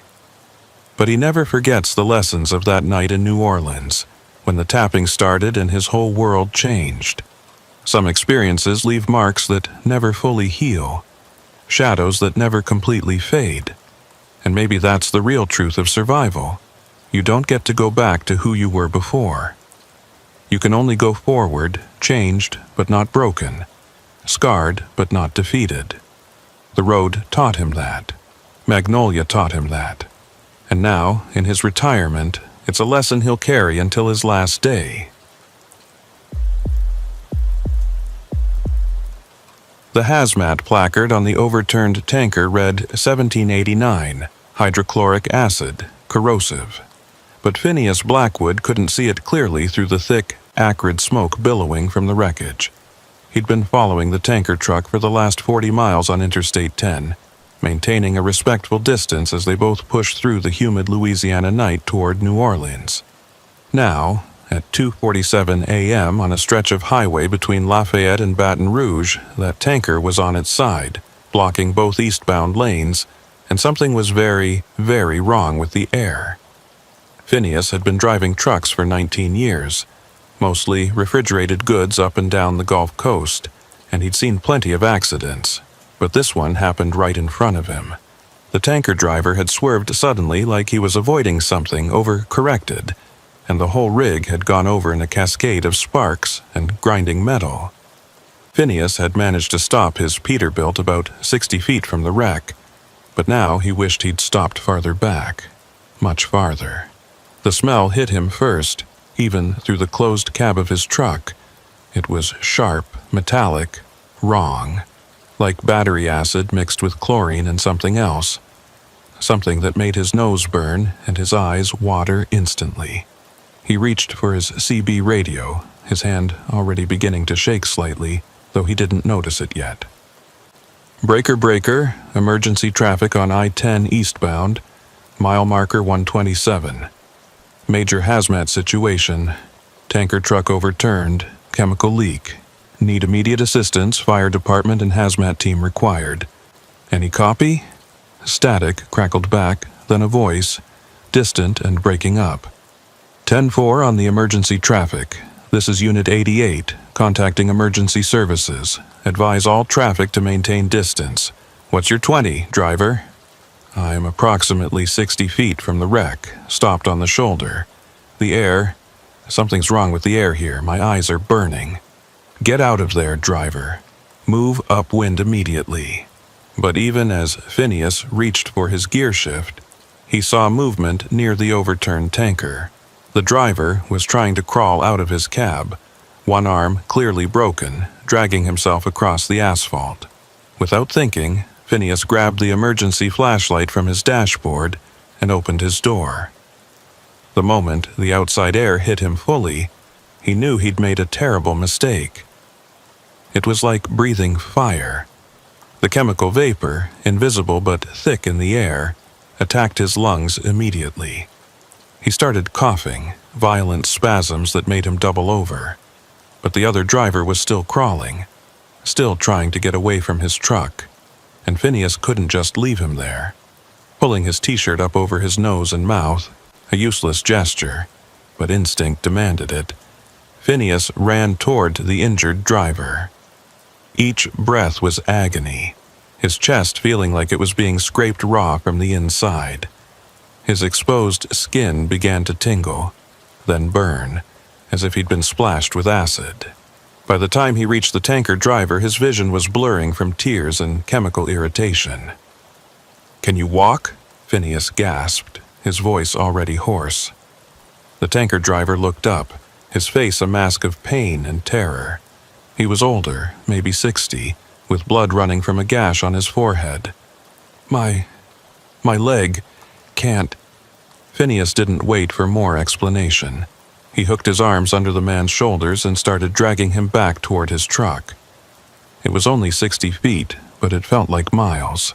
Each step was harder than the last, his muscles beginning to cramp and spasm.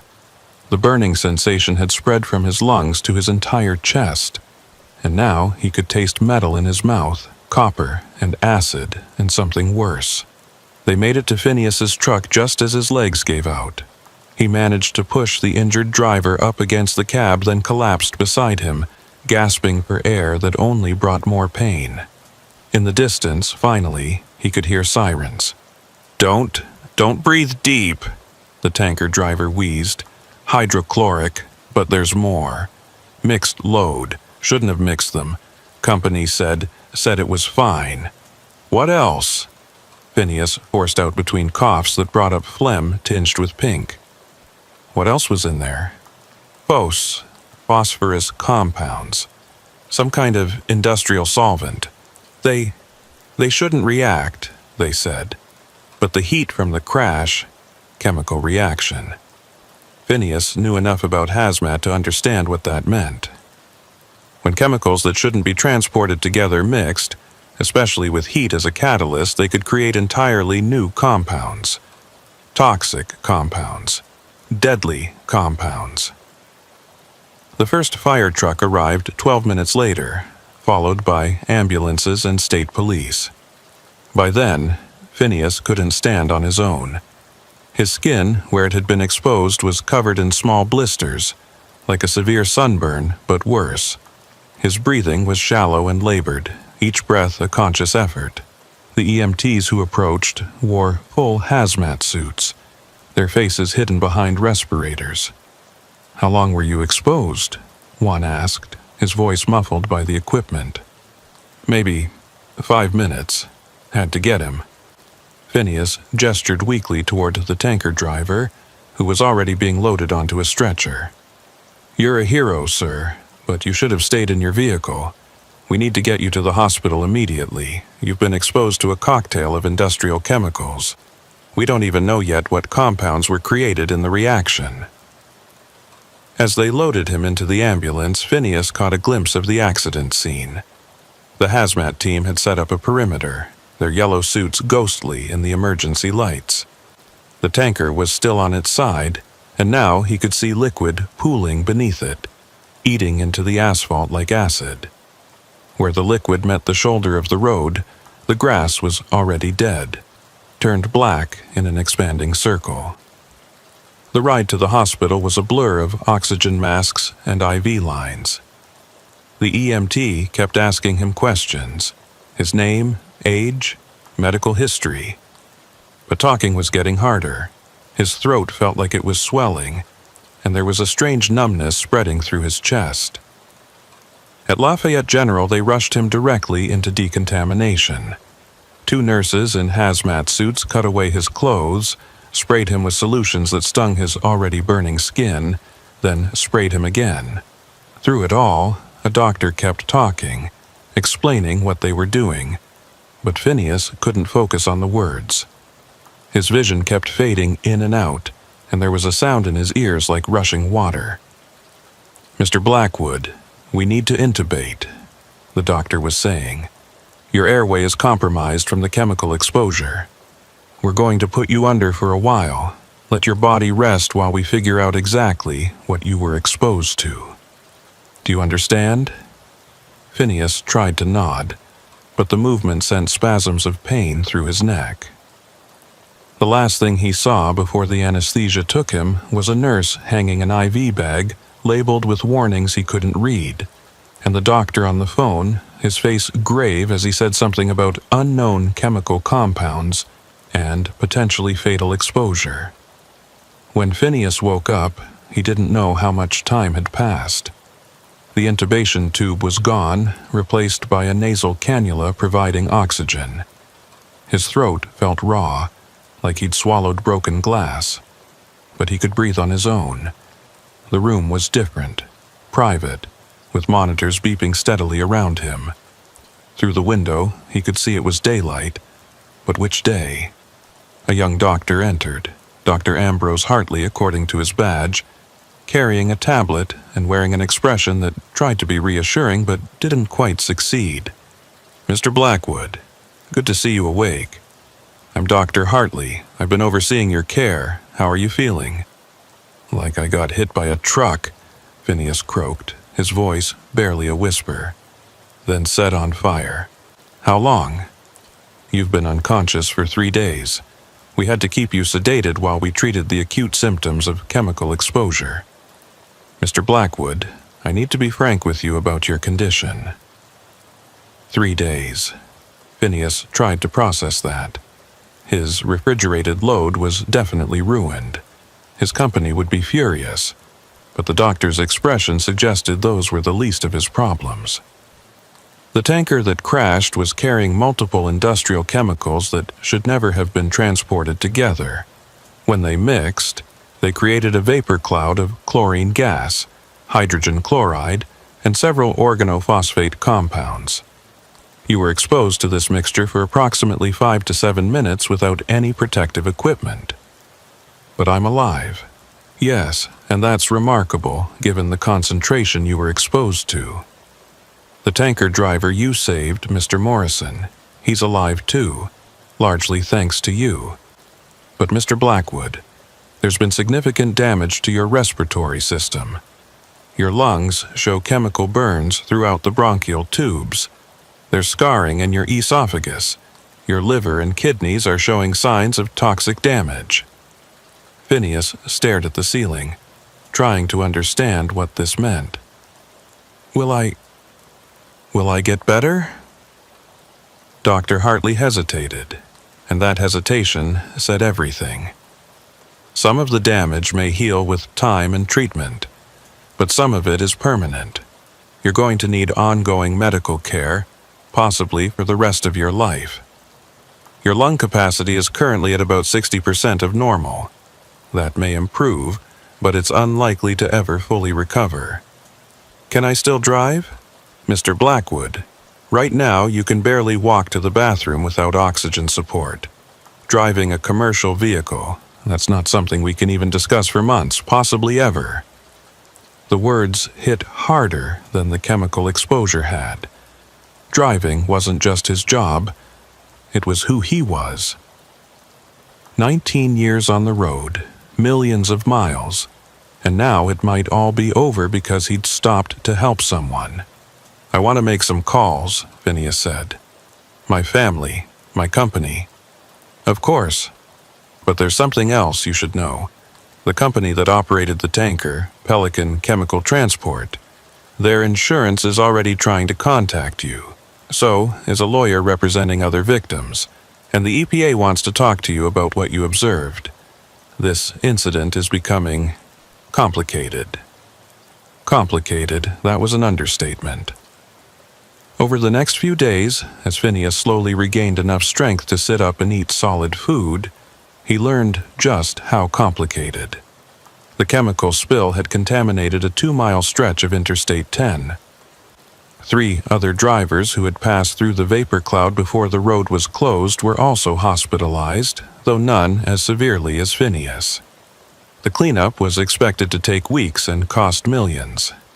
Pelican Chemical Transport, it turned out, had a history of violations. They'd been cited multiple times for improper placarding, mixing incompatible chemicals, and using drivers without proper hazmat certification. The driver of the tanker, Morrison, admitted from his hospital bed that he'd known the load was dangerous, but had been threatened with termination if he refused to haul it. Phineas's first call was to his wife, Delilah. She'd already driven down from their home in Mobile and had been living in a motel near the hospital.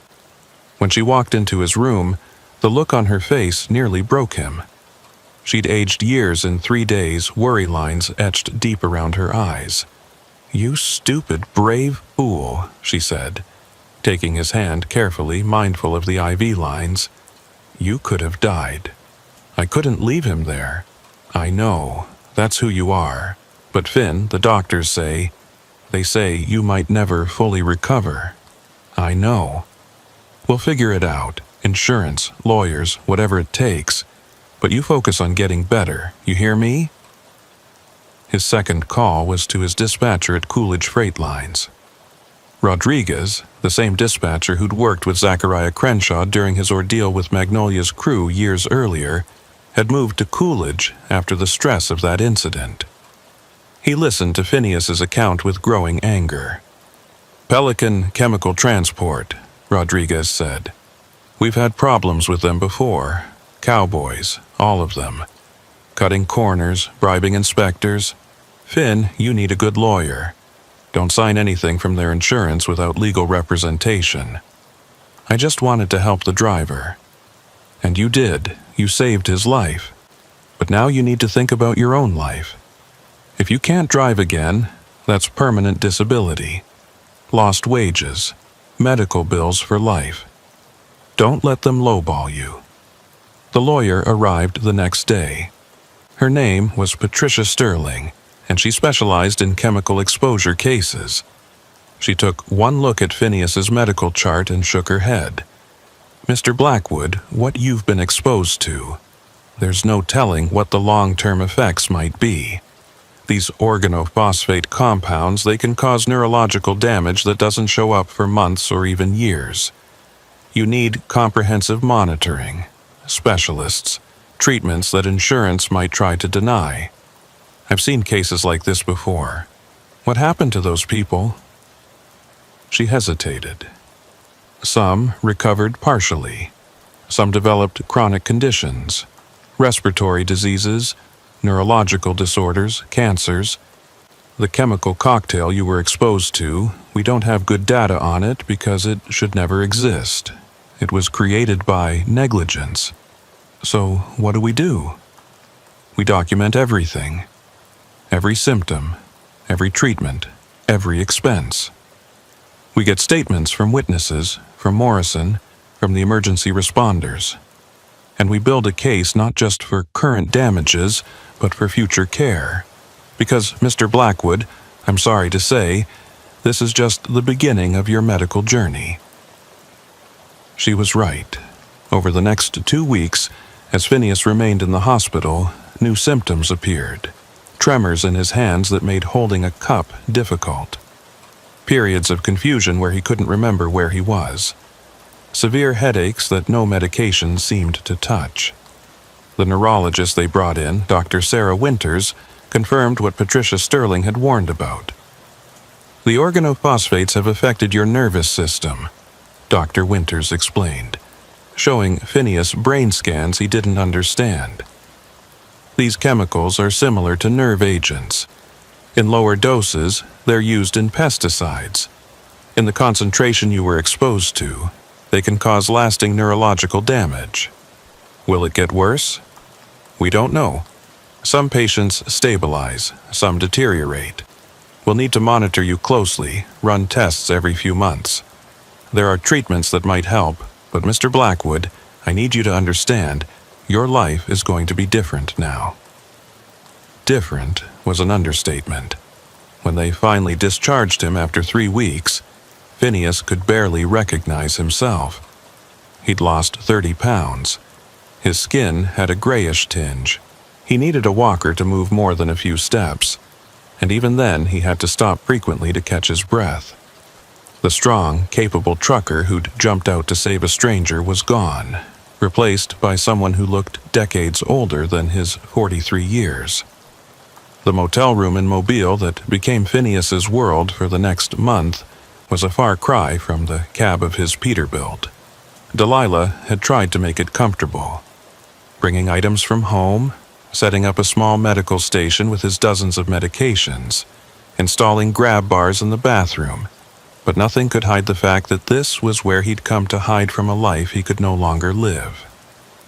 The room faced the parking lot where big rigs occasionally stopped, and each time he heard the distinctive sound of air brakes releasing, something inside him died a little more. The medications were the worst part. 23 pills a day, each with its own side effects, each fighting a different aspect of the chemical damage.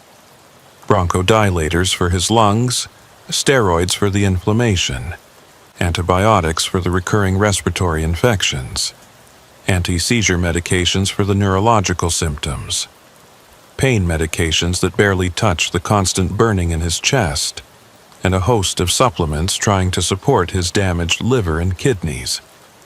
The morning ritual of sorting pills into their compartments took him nearly an hour with his shaking hands. Dr. Ambrose Hartley had arranged for him to see specialists at the University of South Alabama Medical Center, but each visit brought more bad news. The pulmonologist showed him images of his lungs, scarred tissue visible as white patches against what should have been clear black. The nephrologist warned that his kidney function was declining faster than expected. The neurologist documented increasing peripheral neuropathy, nerve damage that made his feet feel like they were constantly on fire while simultaneously being numb. Mr. Blackwood, the pulmonologist, Dr. Elizabeth Cray, said during one particularly difficult appointment, "I need to be honest with you. The scarring in your lungs is extensive and it's progressing. We're seeing signs of pulmonary fibrosis, likely triggered by the chemical exposure. This is a progressive condition." Progressive, meaning it gets worse? Yes.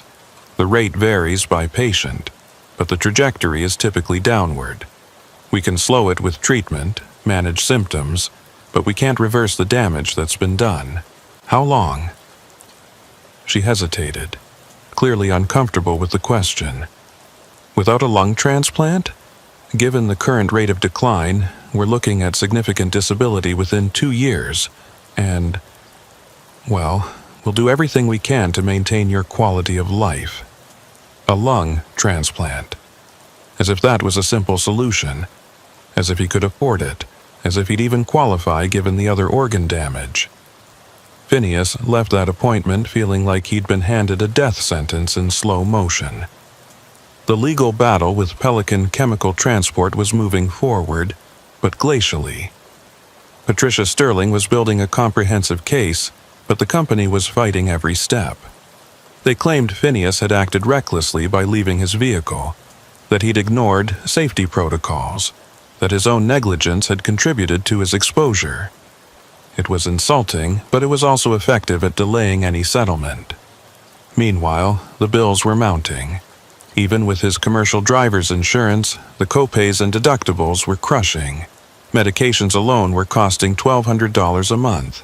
Each specialist visit was a $300 copay.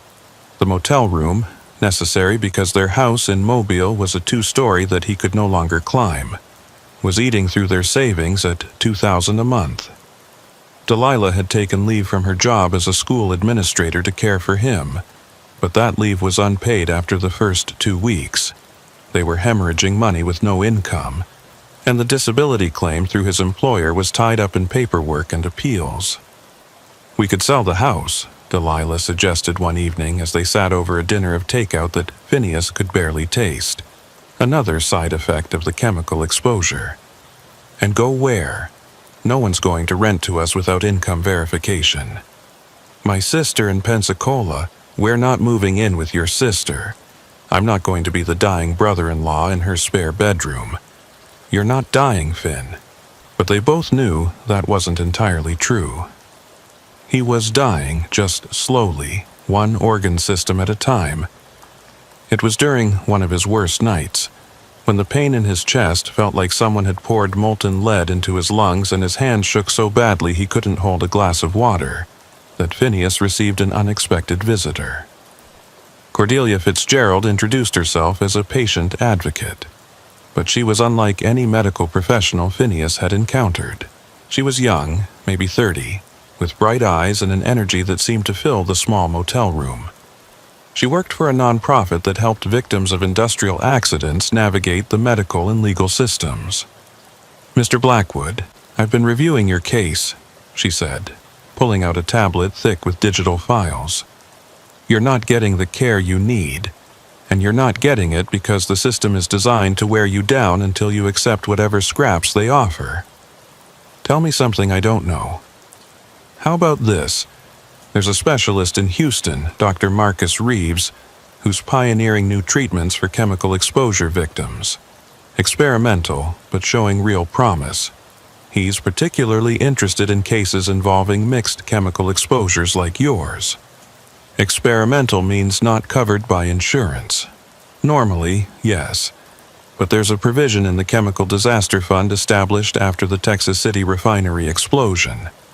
If we can prove your exposure was the result of gross negligence, which Pelican Chemical Transport's safety record certainly suggests, you could qualify for coverage under the fund." It was the first hope Phineas had felt in weeks. Cordelia spent the next 3 hours going through paperwork, making calls, setting up appointments. She knew every form, every loophole, every person to contact. By the time she left, Phineas had appointments scheduled with Dr. Reeves, applications submitted to 3 different assistance programs, and a plan for challenging the disability denial. "Why are you doing this?" Phineas asked as she packed up her materials. "Because someone needs to.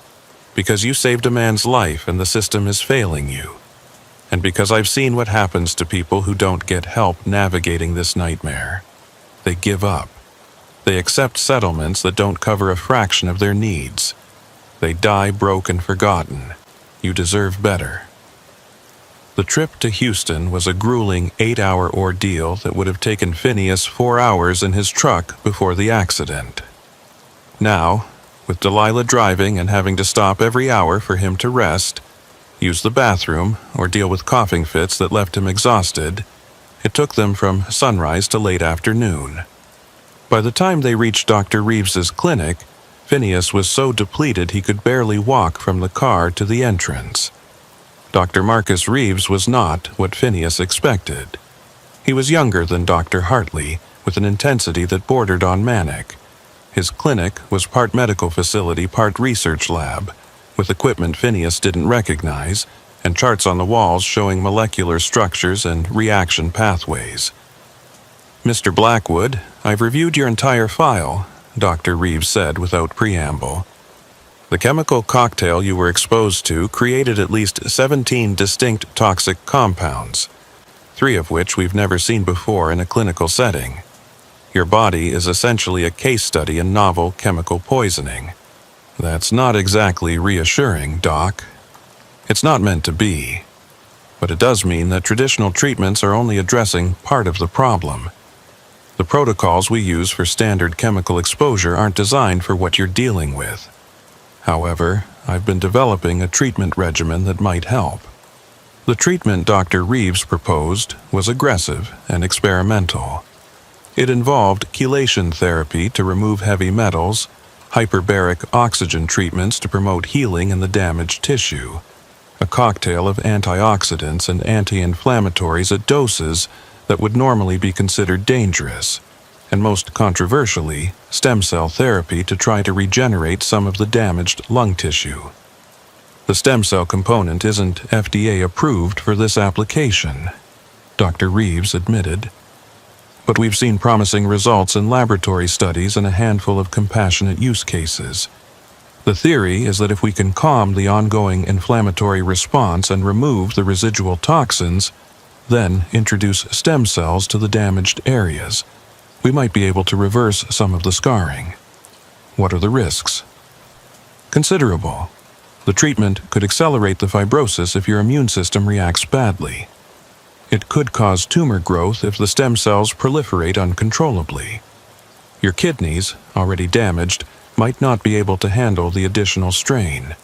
There's a chance, maybe 15 to 20%, that the treatment could kill you. And if I do nothing, based on your current trajectory, you have maybe 18 months before you'll need continuous oxygen support.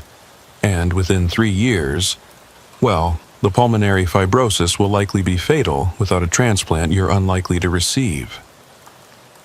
It wasn't much of a choice. Phineas looked at Delilah, saw the fear in her eyes but also the desperate hope.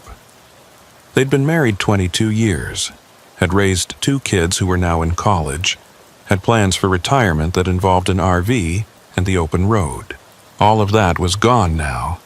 But maybe, just maybe, this treatment could give them something back. When do we start? The treatment began 2 weeks later, after Cordelia had somehow navigated the insurance appeals and gotten approval for the experimental protocol under the compassionate use exemption. The first phase was the worst. The chelation therapy made him violently ill, and the high-dose medications caused hallucinations and seizures. For 3 days, Phineas existed in a nightmare world where the walls of his hospital room melted and reformed, where he could hear voices of people who weren't there, where his dead father sat in the corner chair and told him he was disappointed. Delilah never left his side, holding his hand through the worst of it, talking to him when he was lucid, singing the songs they'd danced to at their wedding when he was lost in delirium. The nursing staff at Dr. Reeves's clinic was exceptional, managing his symptoms with a combination of medications and alternative therapies. Acupuncture for the nausea, meditation recordings for the anxiety, massage therapy for the muscle spasms. The hyperbaric treatments came next. Being sealed in the chamber triggered severe claustrophobia that Phineas had never experienced before.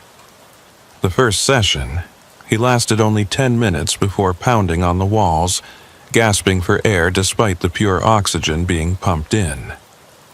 It took a week of gradual exposure and anti-anxiety medications before he could complete a full 2-hour session. But something was happening. Slowly, incrementally, Phineas began to feel different. Not better exactly, but different. The constant burning in his chest lessened from agony to merely severe discomfort. He could take deeper breaths without feeling like his lungs were tearing. The tremors in his hands, while still present, became manageable enough that he could feed himself without assistance. "Your latest scans show improvement," Dr. Reeves said after 6 weeks of treatment. "Not dramatic, but measurable. The fibrosis has stopped progressing, and there's evidence of some tissue regeneration. It's early, but it's promising." The stem cell therapy was scheduled for week 8, but the night before the procedure, everything went wrong. Phineas woke at 3 a.m. with crushing chest pain different from his usual discomfort. This was sharp, radiating down his left arm, making him break out in a cold sweat. Delilah called 911, and within minutes, he was in an ambulance racing through Houston traffic. Heart attack. The months of systemic inflammation, the stress on his body from both the chemical exposure and the aggressive treatment, the pre-existing damage to his cardiovascular system. It had all culminated in what the emergency room doctor called a significant cardiac event. "We need to do an emergency catheterization," the cardiologist explained. "There's a 90% blockage in your left anterior descending artery. Without immediate intervention, the damage could be fatal." As they wheeled him into the operating room, Phineas grabbed Delilah's hand. "If something happens, nothing's going to happen. You're too stubborn to die on me now." But as the anesthesia took hold, Phineas wasn't so sure. He'd been fighting for months, enduring pain that would have broken most people, subjecting himself to treatments that were as likely to kill him as cure him. And for what? Even if he survived, he'd never drive again, never be the man he was. Maybe it would be better to just let go. The procedure was successful, but the recovery was another setback. The heart attack had weakened him further, and Dr. Reeves had to postpone the stem cell therapy indefinitely. The experimental treatment was put on hold while his cardiac team tried to stabilize his heart function. More medications were added to his already overwhelming regimen. More specialists joined his ever-growing medical team. It was during this recovery period that Morrison, the tanker driver Phineas had saved, came to visit. He walked with a cane, his legs still healing from the crash. But he was walking. He was breathing on his own. He was alive. "I owe you my life," Morrison said, sitting carefully in the visitor's chair. "If you hadn't pulled me away from that truck, I'd have died from the fumes. You'd have done the same." "No, I don't think I would have. I knew what was in that tanker. I knew how dangerous it was. I should have warned you to stay back, but I was too scared, too hurt. You came anyway." Morrison explained that he was cooperating fully with the investigation into Pelican chemical transport. He'd provided documents showing that the company routinely mixed incompatible chemicals to save on transportation costs, that they threatened drivers who refused unsafe loads, that they had bribed inspectors to overlook violations. "They're going down," Morrison said. "FBI's involved now. Criminal charges. The owner, Thibodeau. He's looking at 20 years. Won't help you get better, but maybe it means something." It did mean something, but Phineas was too tired to fully process it. Each day had become a battle just to maintain the status quo, to not get worse. The experimental treatment had bought him time, maybe, but at what cost? His medical bills had now exceeded $500,000. Even with insurance, even with the assistance programs Cordelia had found, they were drowning in debt. Delilah had sold their house, taking a massive loss in the rushed sale. They'd moved in with her sister in Pensacola after all, the very thing Phineas had sworn wouldn't happen. Their children had taken out additional student loans to cover expenses their parents could no longer help with. The retirement accounts had been emptied, the life insurance policies cashed in. Everything they'd built over 22 years of marriage was gone, consumed by medical bills and living expenses. The legal settlement, when it finally came, was insulting. Pelican Chemical Transport had declared bankruptcy to avoid the mounting lawsuits. The insurance coverage was split among dozens of victims. Phineas's share, after legal fees, was $180,000, enough to cover about 3 months of his ongoing medical expenses. "We can appeal," Patricia Sterling said, but her tone suggested she knew it was hopeless. "Or we can go after the chemical manufacturers, argue they should have had better safeguards against mixing. How long would that take? Years, maybe a decade." Phineas didn't have years. The latest pulmonary function tests showed he was at 40% capacity and declining. The neurological symptoms were worsening. He'd had 2 seizures in the past month. His kidneys were failing, slowly but steadily. Dr. Reeves wanted to try the stem cell therapy, insisted it was his best chance, but insurance had denied coverage, and the out-of-pocket cost was $200,000. It was Cordelia who found a solution, though it came from an unexpected source. A documentary filmmaker named James Brennan had been following several chemical exposure cases for a film about industrial accidents in America. He'd heard about Phineas's story and wanted to feature it. More importantly, he had connections to a medical charity that might fund the stem cell treatment in exchange for allowing them to document the procedure. "You'd be on camera," Cordelia explained. "They'd film your treatment, your recovery, or, well, whatever happens. It's invasive, but it's also your only shot at getting the treatment. Phineas thought about his dignity, about becoming a spectacle, a cautionary tale for others to gawk at.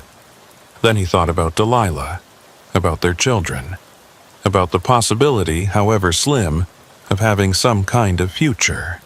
Set it up. The film crew arrived a week later. They were respectful, professional, but their presence was a constant reminder that Phineas's suffering had become content, his struggle entertainment for an audience he'd never meet. They filmed him, taking his medications, struggling through physical therapy, breaking down in tears when the pain became unbearable. They interviewed Delilah about watching her husband disappear piece by piece, filmed her crying in the hospital chapel when she thought no one was watching. But they also captured moments of grace. Morrison visiting regularly, bringing other truckers who'd heard about Phineas's sacrifice.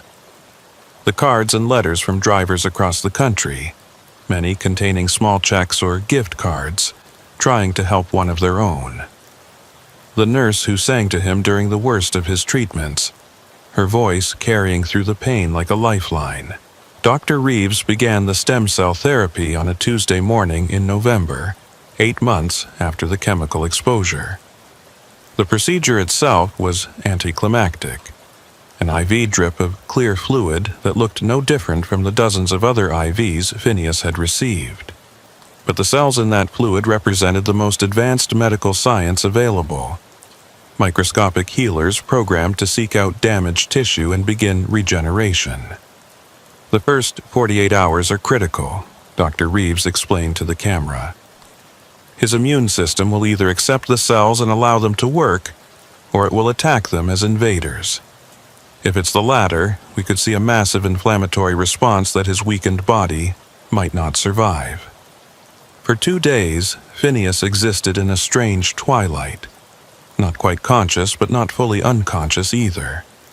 He was aware of people around him, of machines beeping, of Delilah's hand in his, but it all felt distant, like he was watching from somewhere outside his body. He dreamed of driving, of the open road stretching endlessly ahead, of the freedom he'd never have again. The 48 hours passed like 48 years. Phineas's body temperature spiked to 104 degrees, then plummeted to 95. His blood pressure swung wildly from dangerously high to barely detectable. The medical team worked around the clock, adjusting medications, monitoring vital signs, trying to keep his body stable while the stem cells did their work, or destroyed him trying. On the morning of the 3rd day, something shifted. The fever broke suddenly, leaving Phineas drenched in sweat but lucid for the first time since the treatment began. When he opened his eyes, truly opened them without the fog of delirium, he saw Delilah asleep in the chair beside his bed, her hand still clutching his. The documentary crew was there too, camera rolling, capturing what they probably thought might be his last moments. But Phineas didn't feel like he was dying. For the first time in 8 months, he took a breath that didn't feel like inhaling broken glass. It still hurt, everything still hurt, but it was different. The crushing weight on his chest had lifted slightly.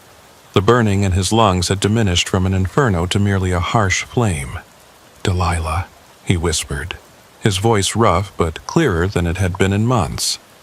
She jerked awake, tears immediately filling her eyes when she saw him conscious and alert.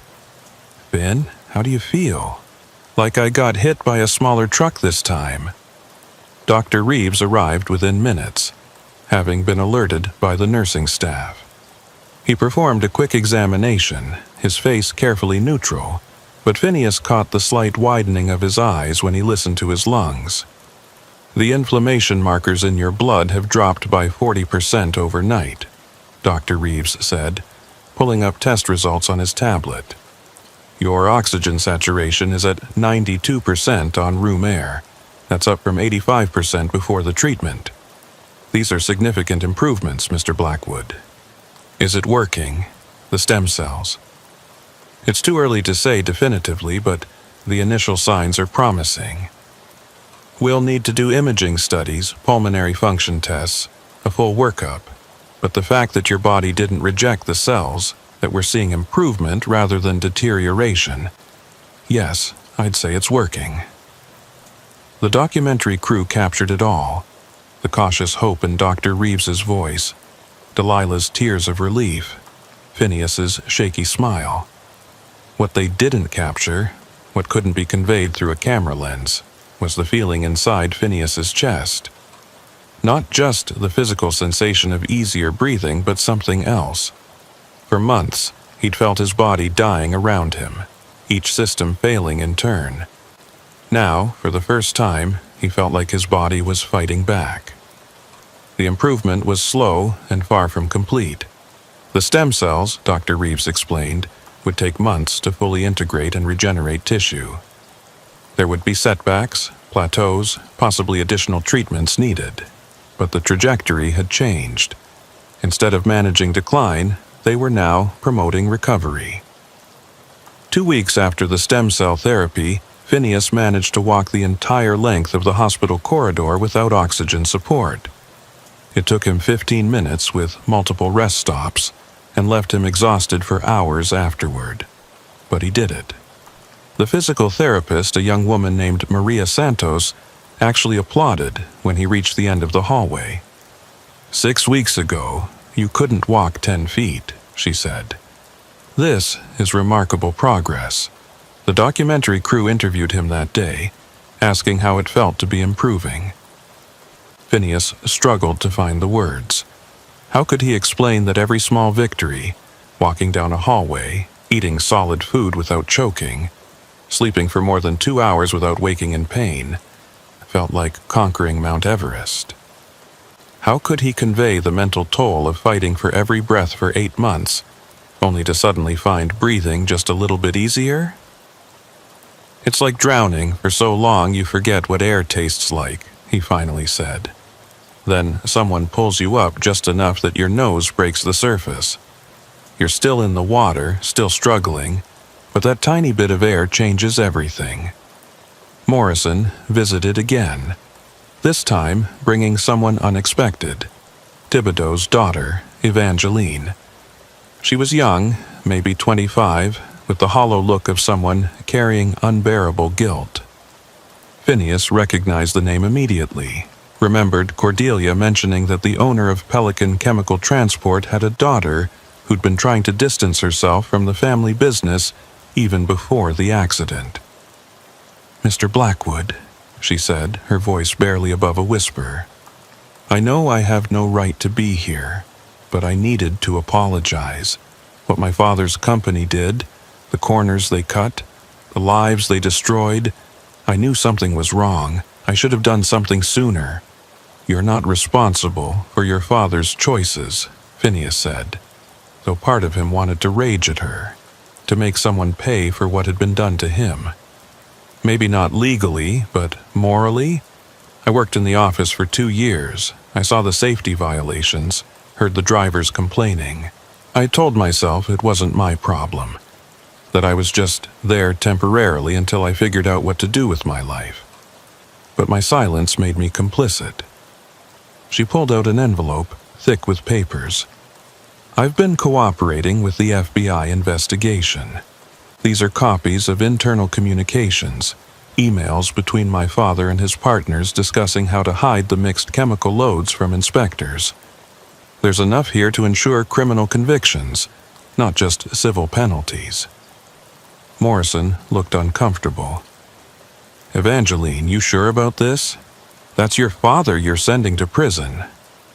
My father sent dozens of people to the hospital and destroyed lives for profit. He knew the risks and didn't care.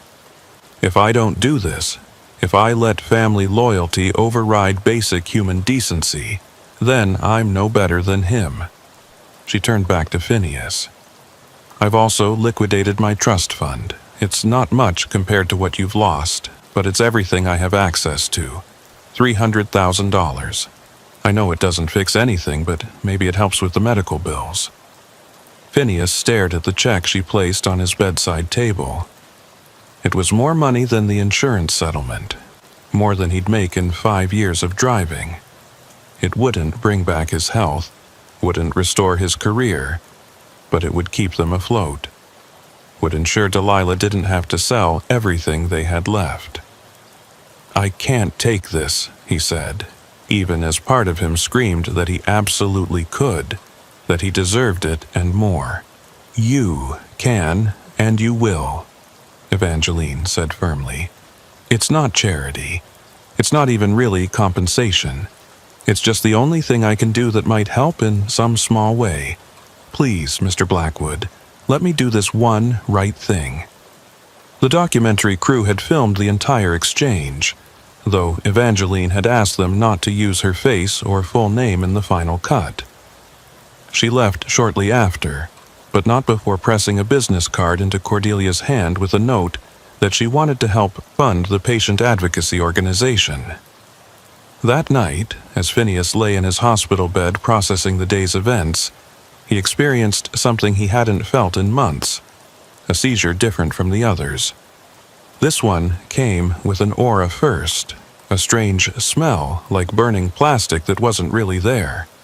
Then his vision fractured, the room splitting into prismatic fragments. His body convulsed, but he remained conscious throughout, aware of every muscle spasm, every neuron misfiring. When it ended, Dr. Winters, the neurologist, was there with a grim expression. "The EEG shows unusual activity in your temporal lobe. This could be a new manifestation of the chemical damage, or it could be something else. We need to do more testing." The MRI revealed what Dr. Winters had feared. A small mass in his temporal lobe, possibly a tumor, possibly just inflamed tissue, but definitely abnormal. It could be a side effect of the stem cell therapy, cells growing where they shouldn't. Or it could be related to the original chemical exposure. Either way, it needed to be biopsied. "Brain surgery," Phineas said flatly, when the neurosurgeon Dr. Robert Thornton explained the procedure. "On top of everything else, now I need brain surgery." "It's a relatively minor procedure," Dr. Thornton assured him, though nothing involving opening someone's skull seemed minor to Phineas. "We'll go in through a small incision, take a sample of the mass, and determine what we're dealing with. If it's benign inflammation, we can treat it with medication. If it's something more serious, we'll discuss options."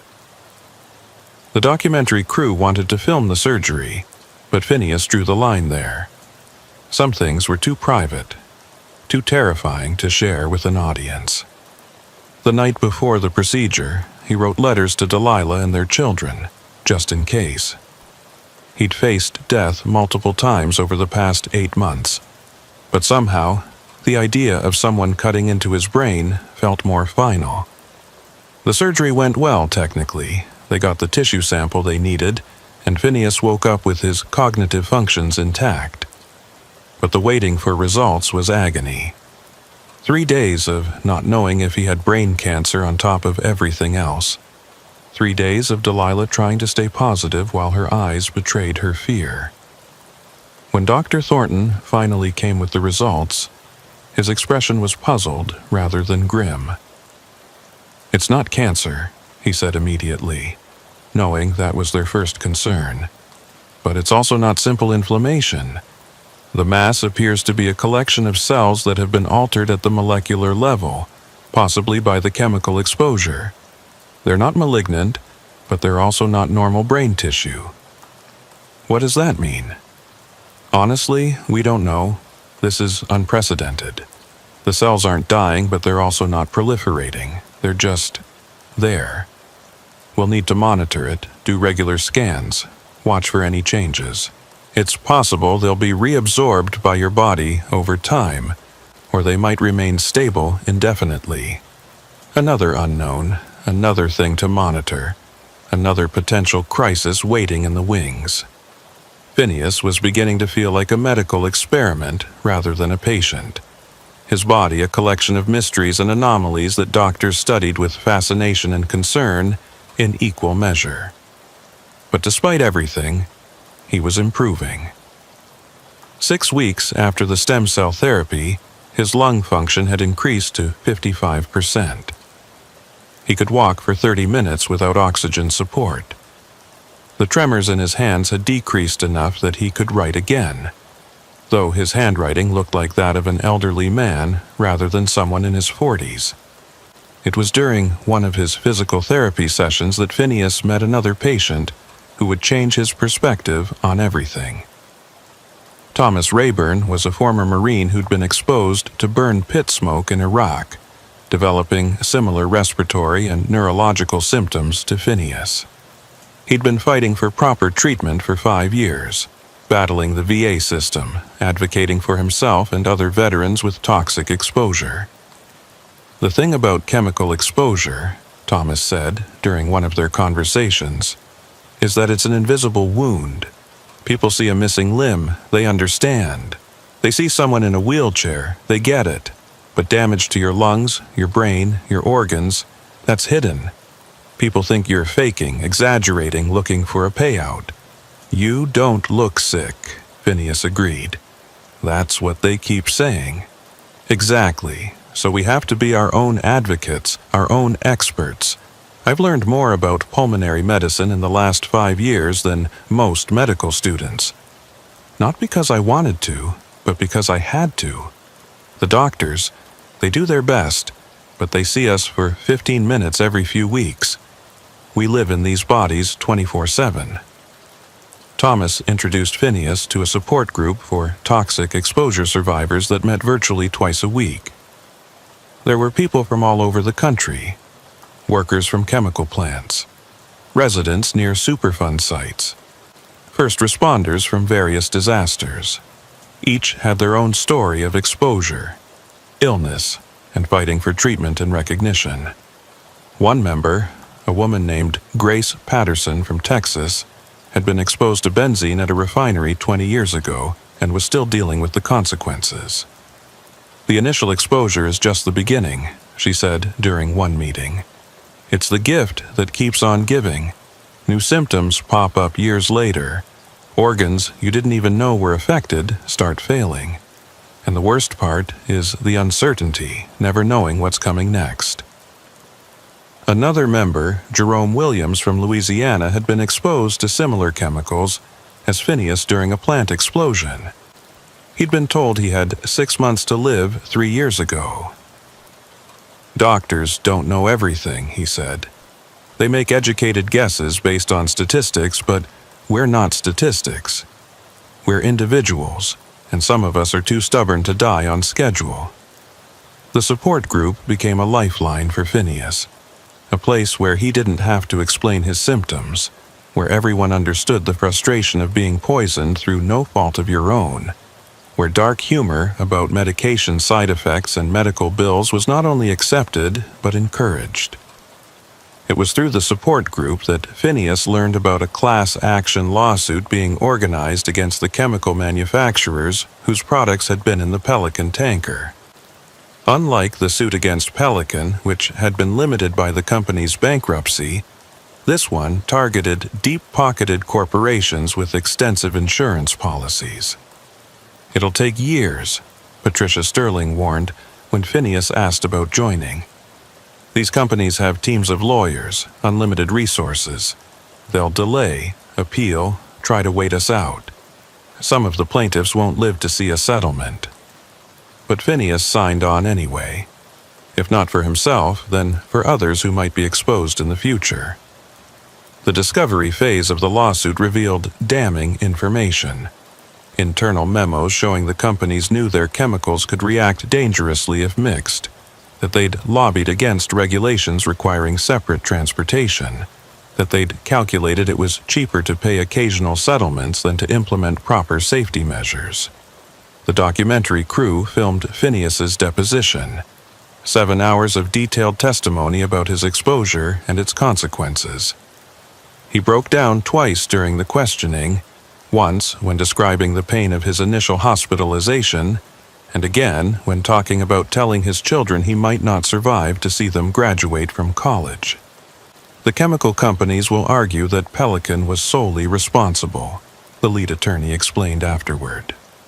But we're arguing that they created an inherently dangerous product without adequate warnings or safeguards.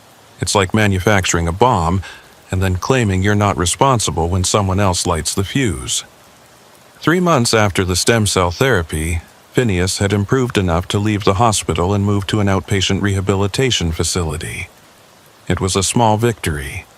He still needed daily medical support, still couldn't breathe without difficulty, still had seizures and tremors and a host of other symptoms.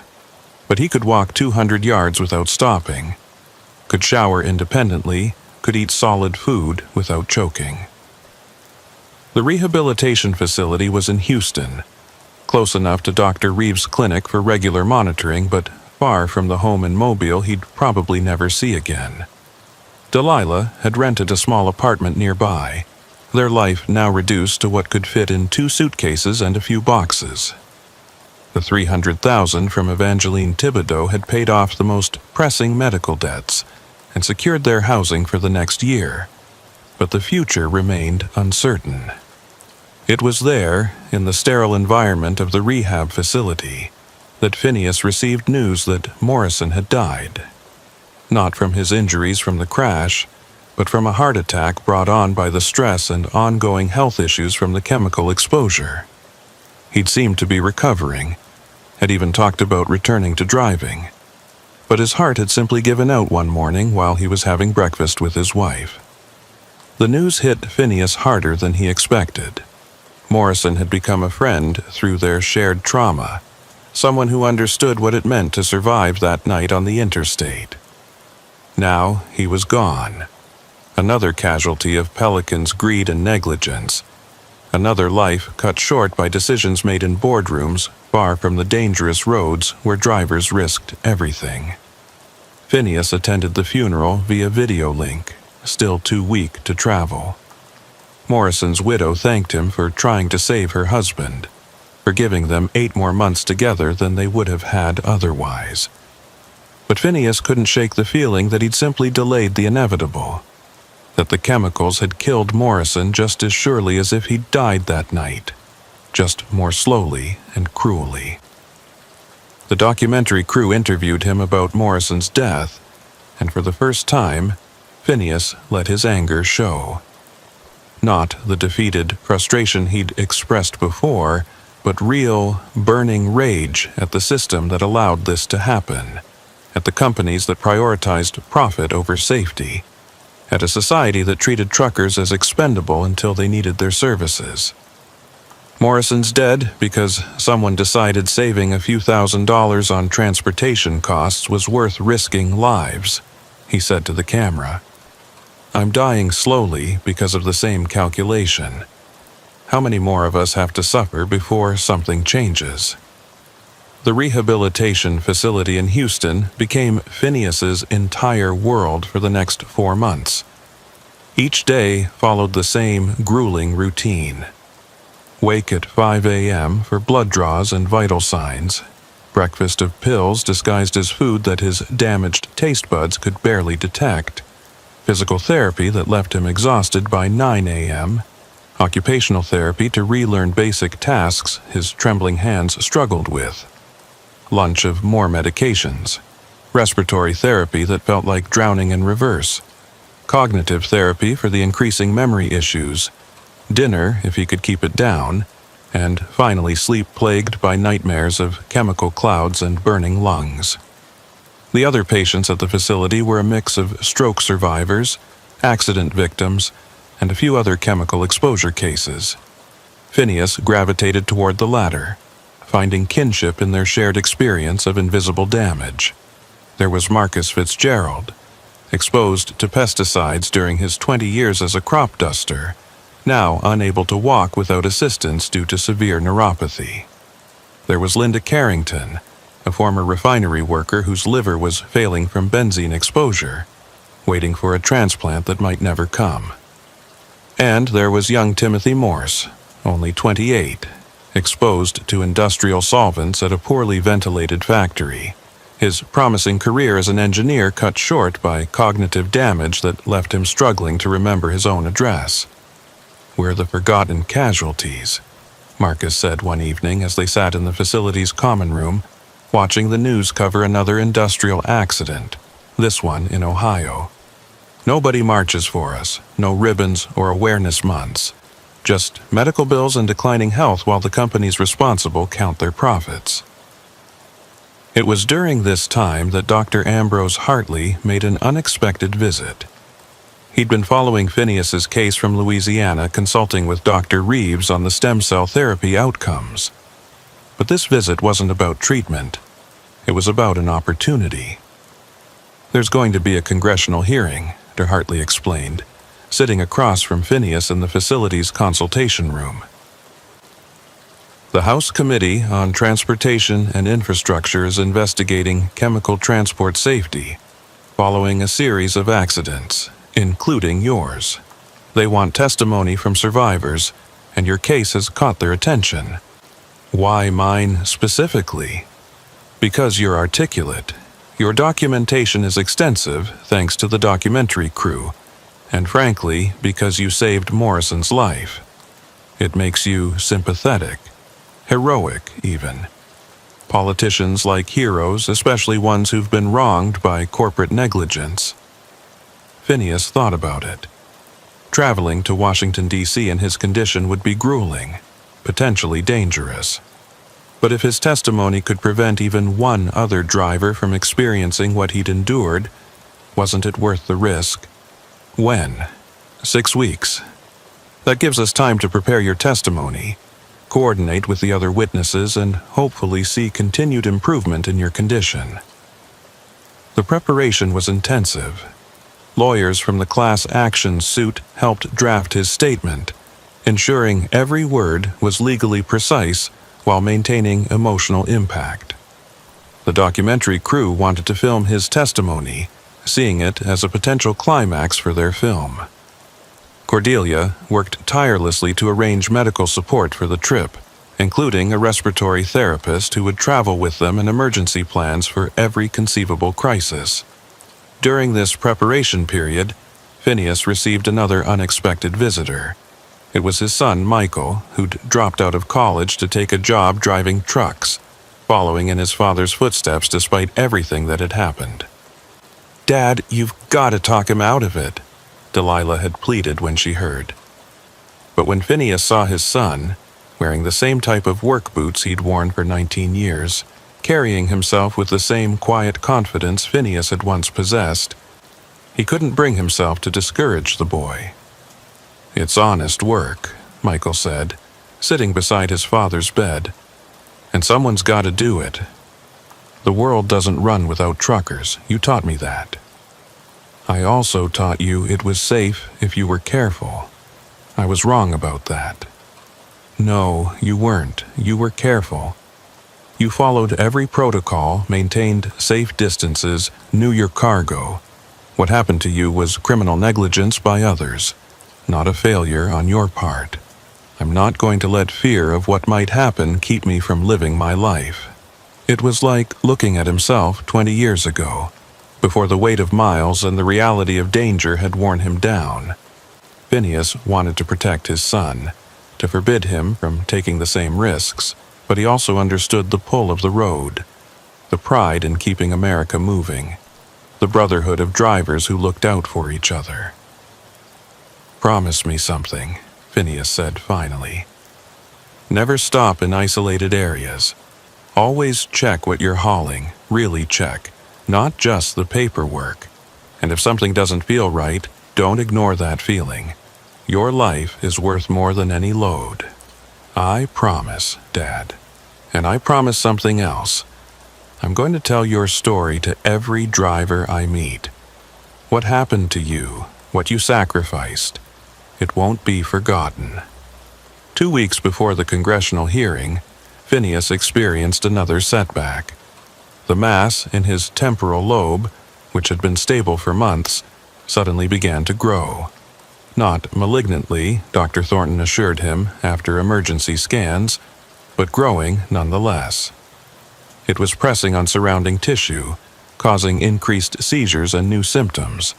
Phantom smells, auditory hallucinations, moments of complete disorientation where he didn't recognize Delilah or know where he was. "We can try radiation to shrink it," Dr. Thornton suggested. "Low dose, targeted, minimal side effects, but Mr. Blackwood, I need to be honest, we're in uncharted territory. This type of chemical-induced brain alteration hasn't been documented before. We're essentially making educated guesses." The radiation treatments began immediately, adding another layer of misery to Phineas's daily routine. The nausea was overwhelming, and the fatigue was unlike anything he'd experienced before.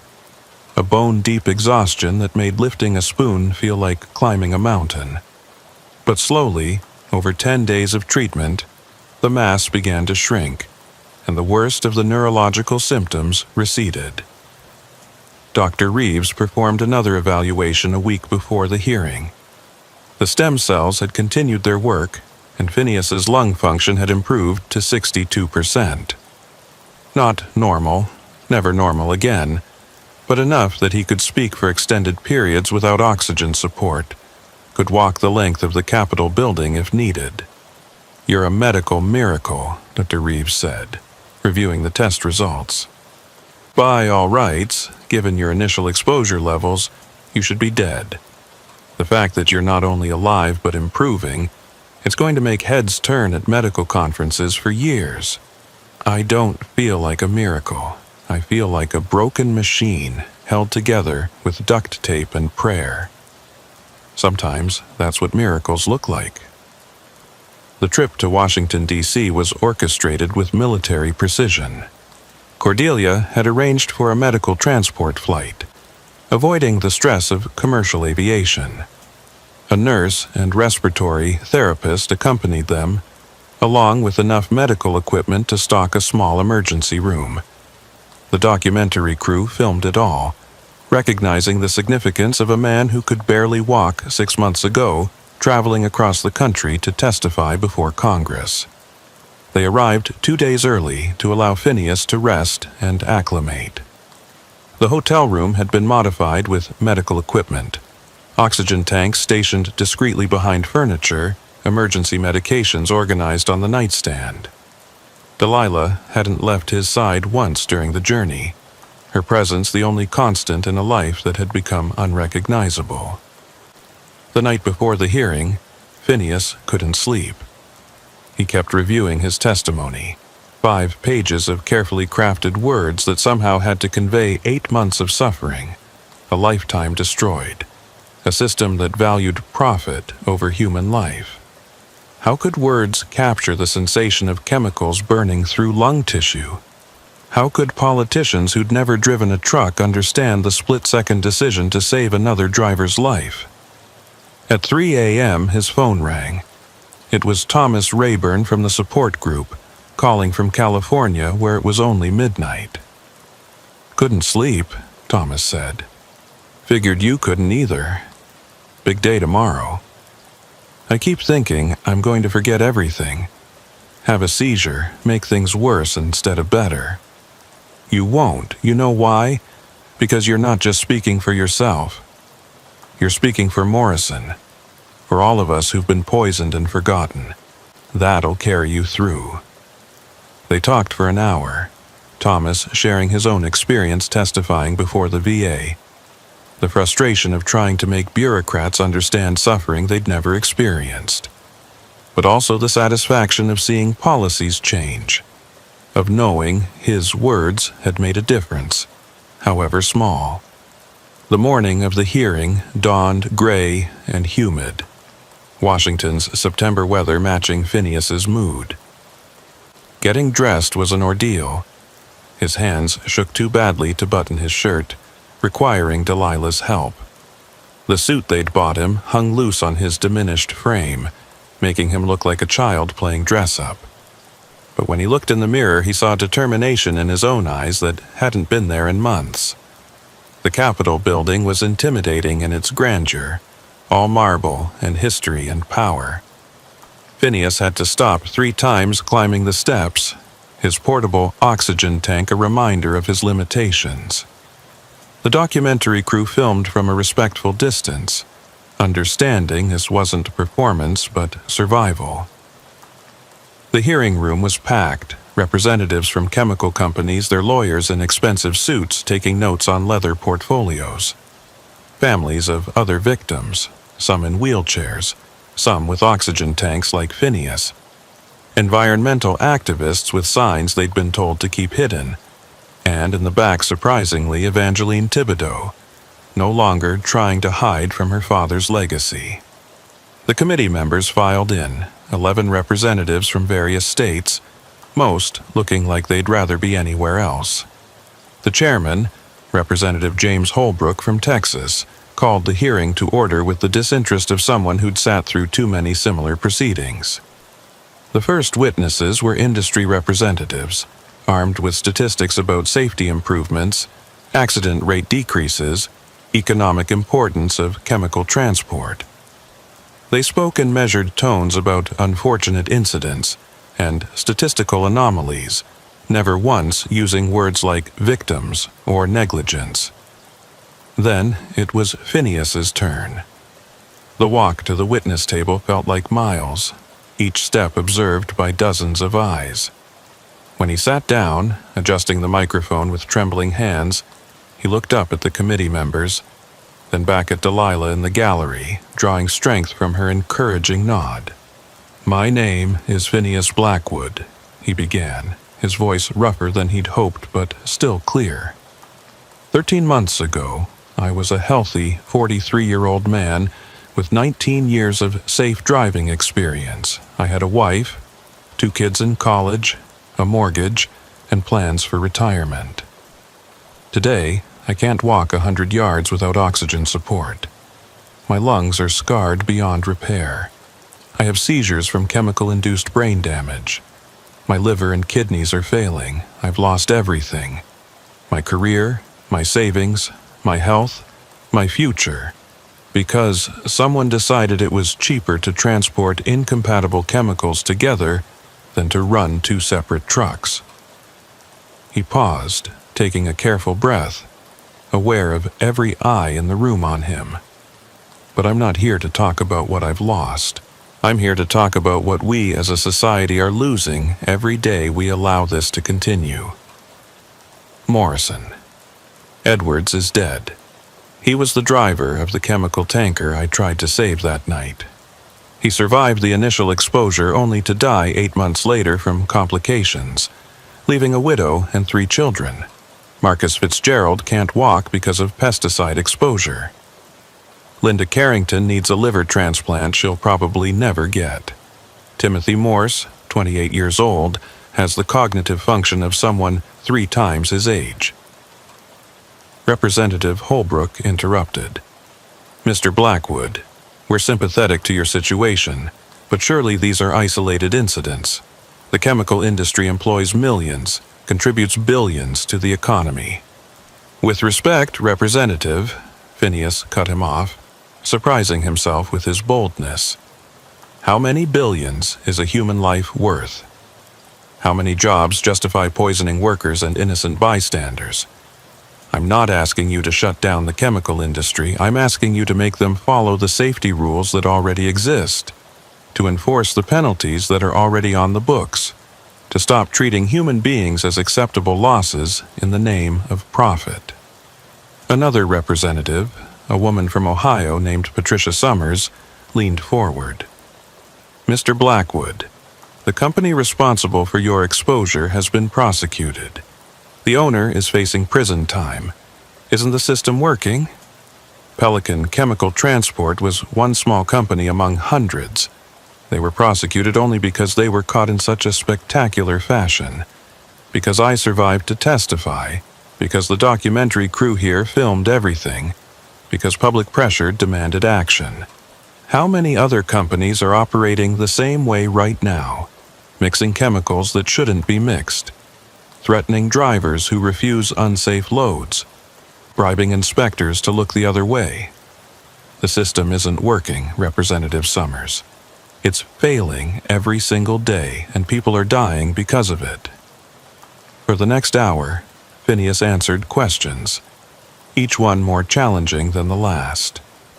The industry lawyers tried to poke holes in his testimony, suggesting he'd acted recklessly, that his medical problems might have pre-existed the exposure.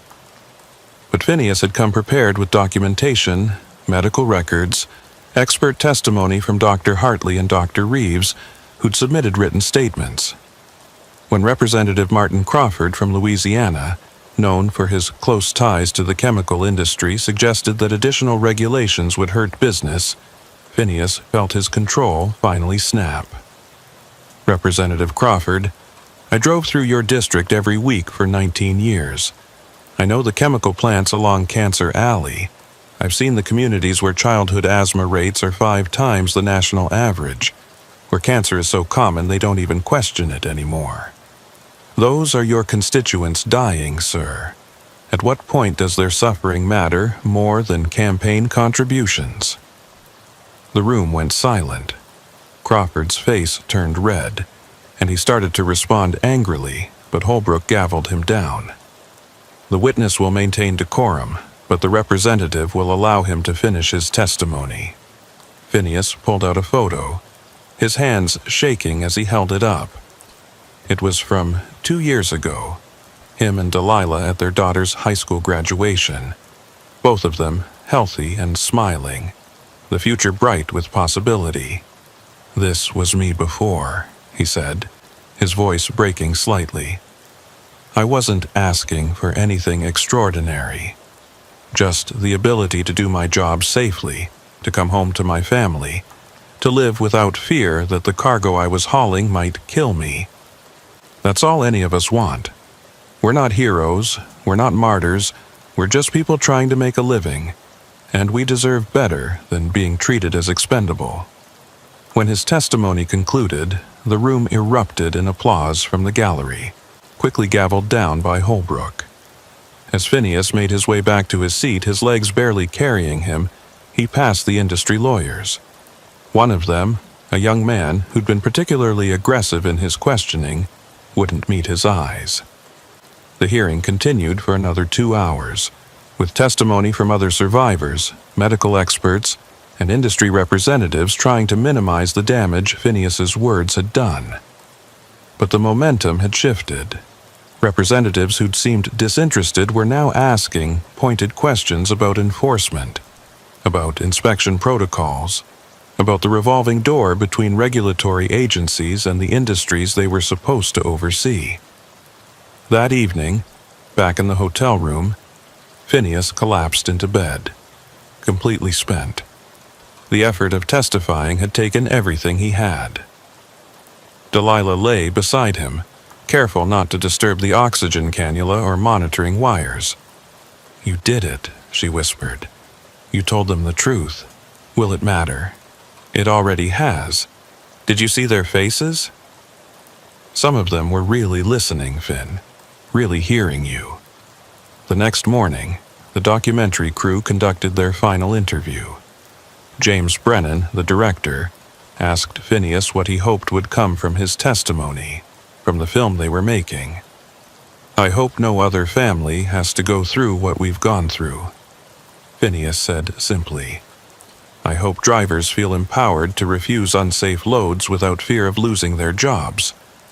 I hope the companies that put profit over safety are held accountable, really accountable, not just fined amounts that are pocket change to them. And I hope people understand that truckers aren't just steering wheel holders. We're human beings with families, with dreams, with value beyond our ability to move cargo from point A to point B. 2 weeks after returning to Houston, Phineas received news that the congressional hearing had resulted in proposed legislation, the Chemical Transport Safety Act, informally being called Phineas's Law by advocates. It would mandate stricter separation of incompatible chemicals, increase penalties for violations, protect whistleblowers who reported unsafe practices, and establish a victims' compensation fund for those affected by chemical exposure. The legislation would face fierce opposition from industry lobbyists, would be watered down in committees, might never even come to a vote. But it was something. It was recognition that what happened to Phineas mattered, that Morrison's death wasn't in vain, that the suffering of countless others deserved acknowledgement and action. The documentary, The Last Load, premiered 3 months later at the South by Southwest Film Festival. Phineas was too ill to attend. His condition had stabilized but not improved, leaving him dependent on oxygen support and unable to travel far from his medical team. But he watched via live stream as the audience reacted to his story, many in tears by the end. The film went on to win several awards, was picked up by a major streaming service, and sparked a renewed debate about industrial safety and workers' rights. Phineas received messages from truckers across the country, thanking him for his courage, sharing their own close calls, promising to be more vigilant about the cargo they hauled. But fame, such as it was, didn't heal damaged lungs or restore neural pathways destroyed by organophosphates. 6 months after the congressional hearing, Phineas was back in the hospital with pneumonia, his compromised respiratory system unable to fight off what should have been a minor infection. It took 3 weeks of intensive treatment to stabilize him, and when he was discharged, Dr. Reeves was frank about his prognosis. Your lung function has declined to 50% again. The stem cells helped, but they can't overcome ongoing damage. We can try another round, but the risks increase with each treatment. How long do I have? Without a lung transplant, maybe 2 years, possibly 3 if we're aggressive with treatment. With a transplant, you could have decades, but I'm not a good candidate because of the other organ damage. I'm sorry, Phineas. I wish I had better news.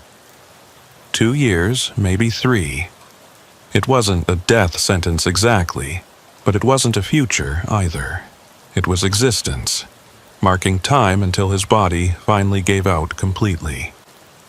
That night, Phineas made a decision. If he only had 2 years, he was going to make them count. He began writing, documenting not just his story, but the stories of everyone he'd met through this ordeal. Marcus Fitzgerald's decades of crop dusting ending in paralysis. Linda Carrington's fight for a liver transplant.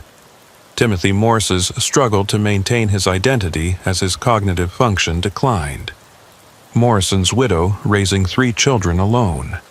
The writing was slow, laborious with his trembling hands, but it gave him purpose. Cordelia helped, transcribing when the tremors made typing impossible, researching details, fact-checking against medical records. What emerged wasn't just a memoir, but an indictment of a system that prioritized profit over people, efficiency over safety, shareholders over workers. The book, Chemical Highway, A Trucker's Last Testament, was published 14 months later. Phineas did a handful of interviews via video link, his appearance shocking those who remembered the relatively healthy man from the documentary. He was gaunt now, his skin gray, oxygen tubes permanent fixtures. But his mind remained sharp, his conviction unwavering. "People ask if I regret stopping to help Morrison that night," he said in what would be his last interview. "I don't. I regret that we live in a world where helping another human being can cost you everything. I regret that companies can knowingly put people in danger and face minimal consequences. I regret that it takes tragedy to create change, and even then, the change is incremental, insufficient. But I don't regret being human in a moment when humanity was needed." The Chemical Transport Safety Act passed 18 months after the hearing, weakened by amendments, but still meaningful. It included mandatory separation of incompatible chemicals, criminal liability for executives who knowingly violated safety protocols, and a modest victims' compensation fund. It wasn't everything advocates had hoped for, but it was something. Phineas watched the signing ceremony from his hospital bed, his lung function now at 35%, his kidney function requiring dialysis 3 times a week. Delilah held his hand as the president signed the bill, mentioning Phineas by name, calling him a hero who'd sacrificed everything to save another driver and then fought to ensure others wouldn't face the same fate. "You did this," Delilah whispered, tears streaming down her face. "This is your legacy." But Phineas wasn't thinking about legacy. He was thinking about Michael, still driving, now trained in hazmat protocols because of his father's experience. He was thinking about the drivers on the road right now, hopefully a little safer because of the new law. He was thinking about Morrison, who should have been there to see this moment. 3 weeks later, Phineas's condition deteriorated rapidly. The chemical damage had finally overwhelmed his body's ability to compensate. Multiple organ systems began failing simultaneously. Dr. Reeves and Dr. Hartley consulted, trying everything, but they'd run out of miracles. On his last conscious day, Phineas asked Delilah to contact everyone who'd been part of his journey. Cordelia came, bringing news that the patient advocacy organization had received major funding and would be renamed the Blackwood Morrison Foundation. Thomas Rayburn called from California, his own health failing but his spirit unbroken. The support group held a special session, everyone sharing memories and gratitude. Evangeline Thibodeau visited, accompanied by a man Phineas didn't recognize. "This is James Morrison," she said quietly. "Morrison's oldest son. We've been working together to transform Pelican's remaining assets into a safety training program for chemical transport drivers." The young man, maybe 25, had his father's eyes. "Mr. Blackwood, my father talked about you until the end, said you gave him 8 extra months with us. That's 8 months of birthdays, holidays, ordinary Tuesday dinnings that we wouldn't have had. Thank you." As consciousness faded for the last time, Phineas thought about the road. Not the nightmare stretch of I-10 where everything went wrong, but all the other miles. Sunrise over the Texas plains, sunset through the Louisiana bayous, the brotherhood of drivers at truck stops, sharing coffee and stories, the satisfaction of delivering a load safely, of being a vital part of the economy's circulatory system. He'd driven millions of miles over 19 years, and it had taken just 5 minutes of chemical exposure to end it all. But in the time since, he'd traveled a different kind of distance, from victim to advocate, from dying man to catalyst for change. It wasn't the journey he'd planned, but he'd driven it with the same determination he'd once brought to navigating highways. Phineas Blackwood died at 3:47 a.m. on a humid Thursday morning, 2 years and 3 months after the chemical exposure. Delilah was holding his hand. Michael was there, home from a run to be with his father. Their daughter, Sarah, had flown in from graduate school. He wasn't alone, wasn't forgotten, wasn't just another casualty of industrial negligence. The funeral was attended by hundreds, truckers from across the country, many who'd never met Phineas but knew his story. Chemical exposure survivors from the support group, congressional representatives who'd voted for Phineas's law, the documentary crew, there to film the end of a story that had become bigger than any of them had imagined. Morrison's widow spoke at the service. "Phineas Blackwood gave my husband 8 extra months of life by pulling him from that chemical cloud. But more than that, he gave meaning to my husband's death by fighting for change. Every driver who goes home safely because of the new safety protocols, every family that doesn't have to endure what we endured, that's Phineas's true legacy." Michael spoke last, wearing his father's old trucking cap.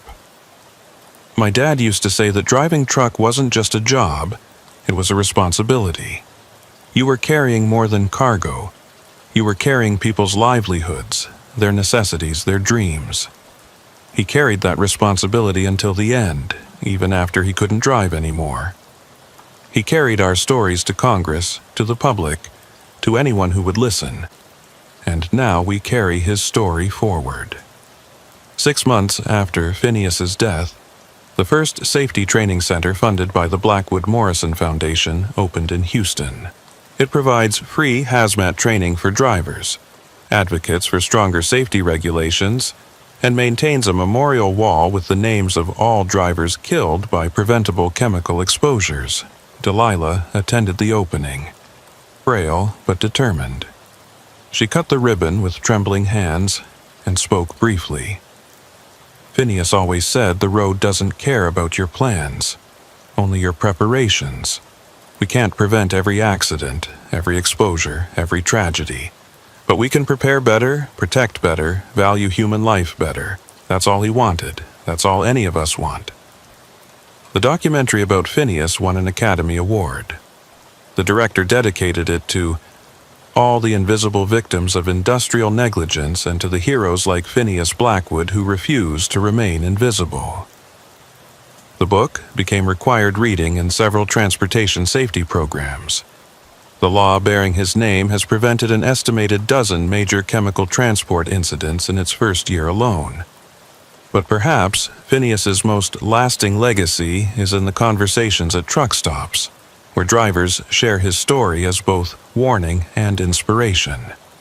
They talk about the night he chose to save Morrison despite the danger. They discuss the safety protocols that didn't exist before his advocacy.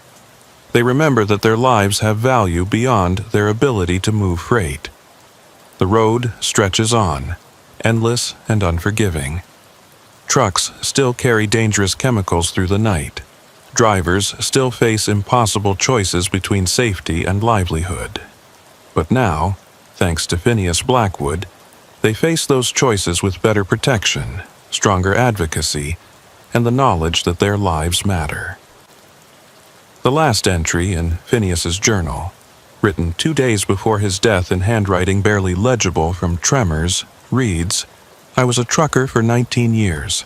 I've been dying for 2 years. But in those 2 years, I've lived more purposefully than in the previous 19. The road took everything from me, my health, my career, my future. But it also gave me the chance to matter, to create change, to ensure others don't suffer as I have. I wouldn't choose this path, but having been forced onto it, I've driven it as best I could. Tell the drivers to stay safe. Tell them they're not alone. Tell them to keep on trucking, but never at the cost of their lives. The load isn't worth it. It never was." The impact of Phineas's story rippled outward in ways no one could have predicted. 3 years after his death, a young chemical engineer named Daniel Rothschild was sitting in a corporate boardroom in Delaware, listening to executives discuss cost-cutting measures for their transportation division.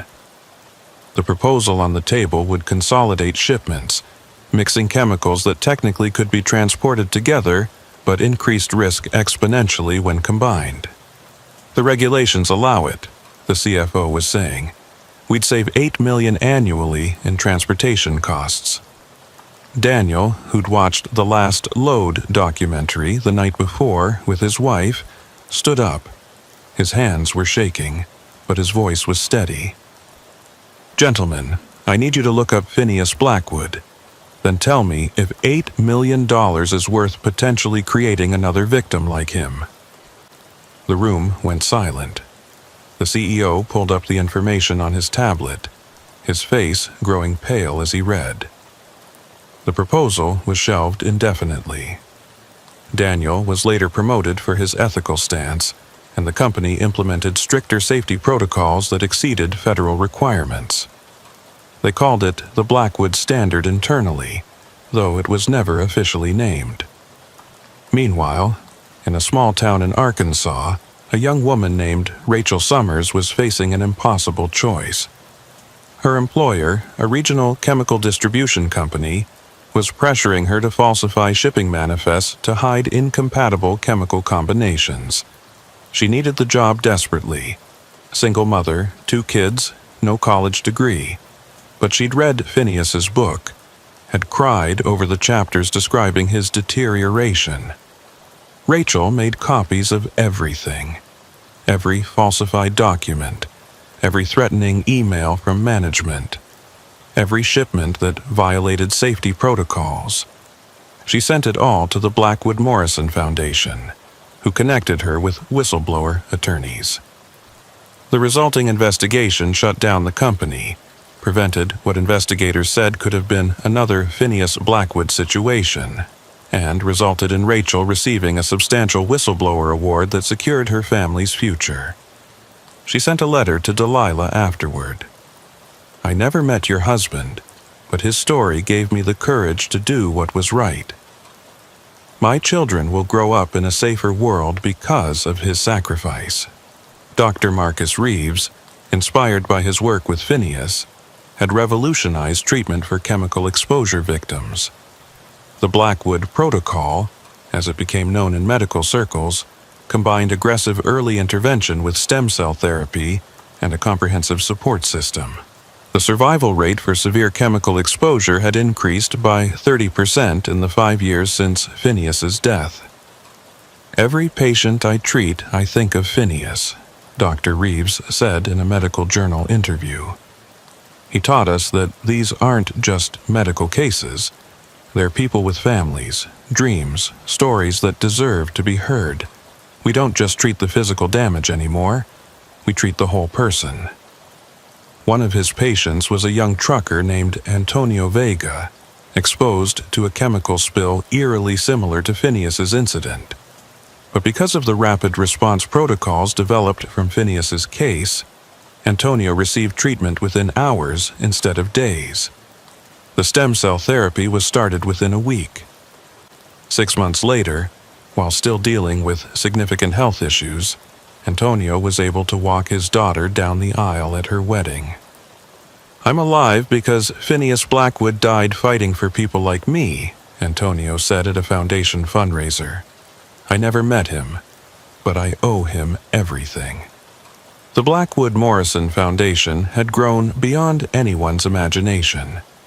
Cordelia Fitzgerald, now its executive director, had transformed it from a small advocacy group into a national force.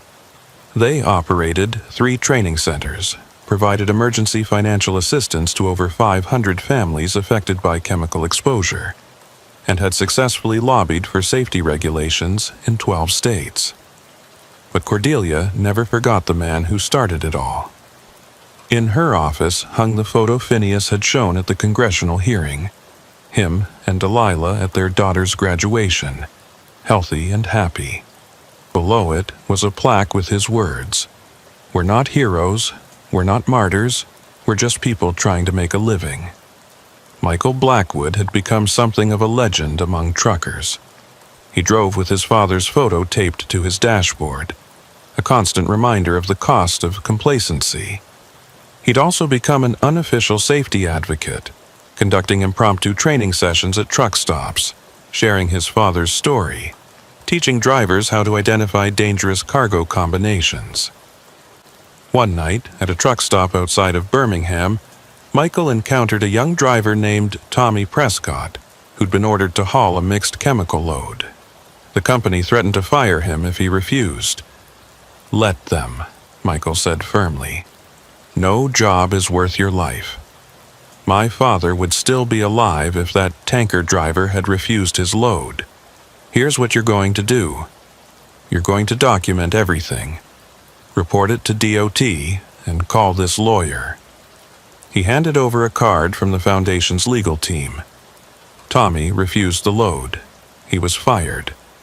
Within 6 months, he'd won a wrongful termination suit. The company was under federal investigation, and Tommy was driving for a reputable company with strict safety standards. He named his first son Phineas. The congressional aide who'd helped draft Phineas's law, a young woman named Jennifer Huang, had gone on to become a congresswoman herself. In her maiden speech on the House floor, she held up Phineas's book. 5 years ago, a dying trucker came to this chamber and asked us to value human life over corporate profit. We passed a law, but laws are only as strong as their enforcement. Today, I'm introducing legislation to increase funding for chemical transport inspections by 300%. We're calling it the Blackwood Amendment, because Phineas Blackwood's death demands more than our sympathy. It demands our action. The amendment passed with bipartisan support, though not without fierce lobbying from the chemical industry. But public opinion had shifted. The documentary had been viewed over 10 million times. The book was in its 5th printing. Phineas Blackwood had become a symbol, a rallying cry, a reminder that workers' lives mattered. In New Orleans, on the stretch of I-10 where Phineas had been exposed, a memorial marker was erected. It was simple, a bronze plaque beside the highway that read, "In memory of Phineas Blackwood and Morrison Edwards, and all those harmed by preventable chemical exposures. Their sacrifice demands our vigilance." Truckers began a tradition of honking their horns when they passed it, a rolling tribute that could be heard for miles. Local residents complained about the noise at first, but when they learned the story behind it, most stopped complaining. Some even stood on the overpass during shift changes waving at the trucks, a community united in remembrance. Delilah lived to see most of these changes, though her health never fully recovered from the stress of Phineas's illness. She spent her remaining years working with the foundation, speaking at events, keeping her husband's memory alive. When she passed peacefully in her sleep 5 years after Phineas, her final words to Michael were, "Tell them your father's story. Never let them forget." The funeral was almost as large as Phineas's had been. Truckers, advocates, survivors, politicians. They all came to honor the woman who'd stood by Phineas through his darkest hours, who'd continued his fight after he was gone. Sarah Blackwood, Phineas's daughter, had become a doctor specializing in occupational medicine.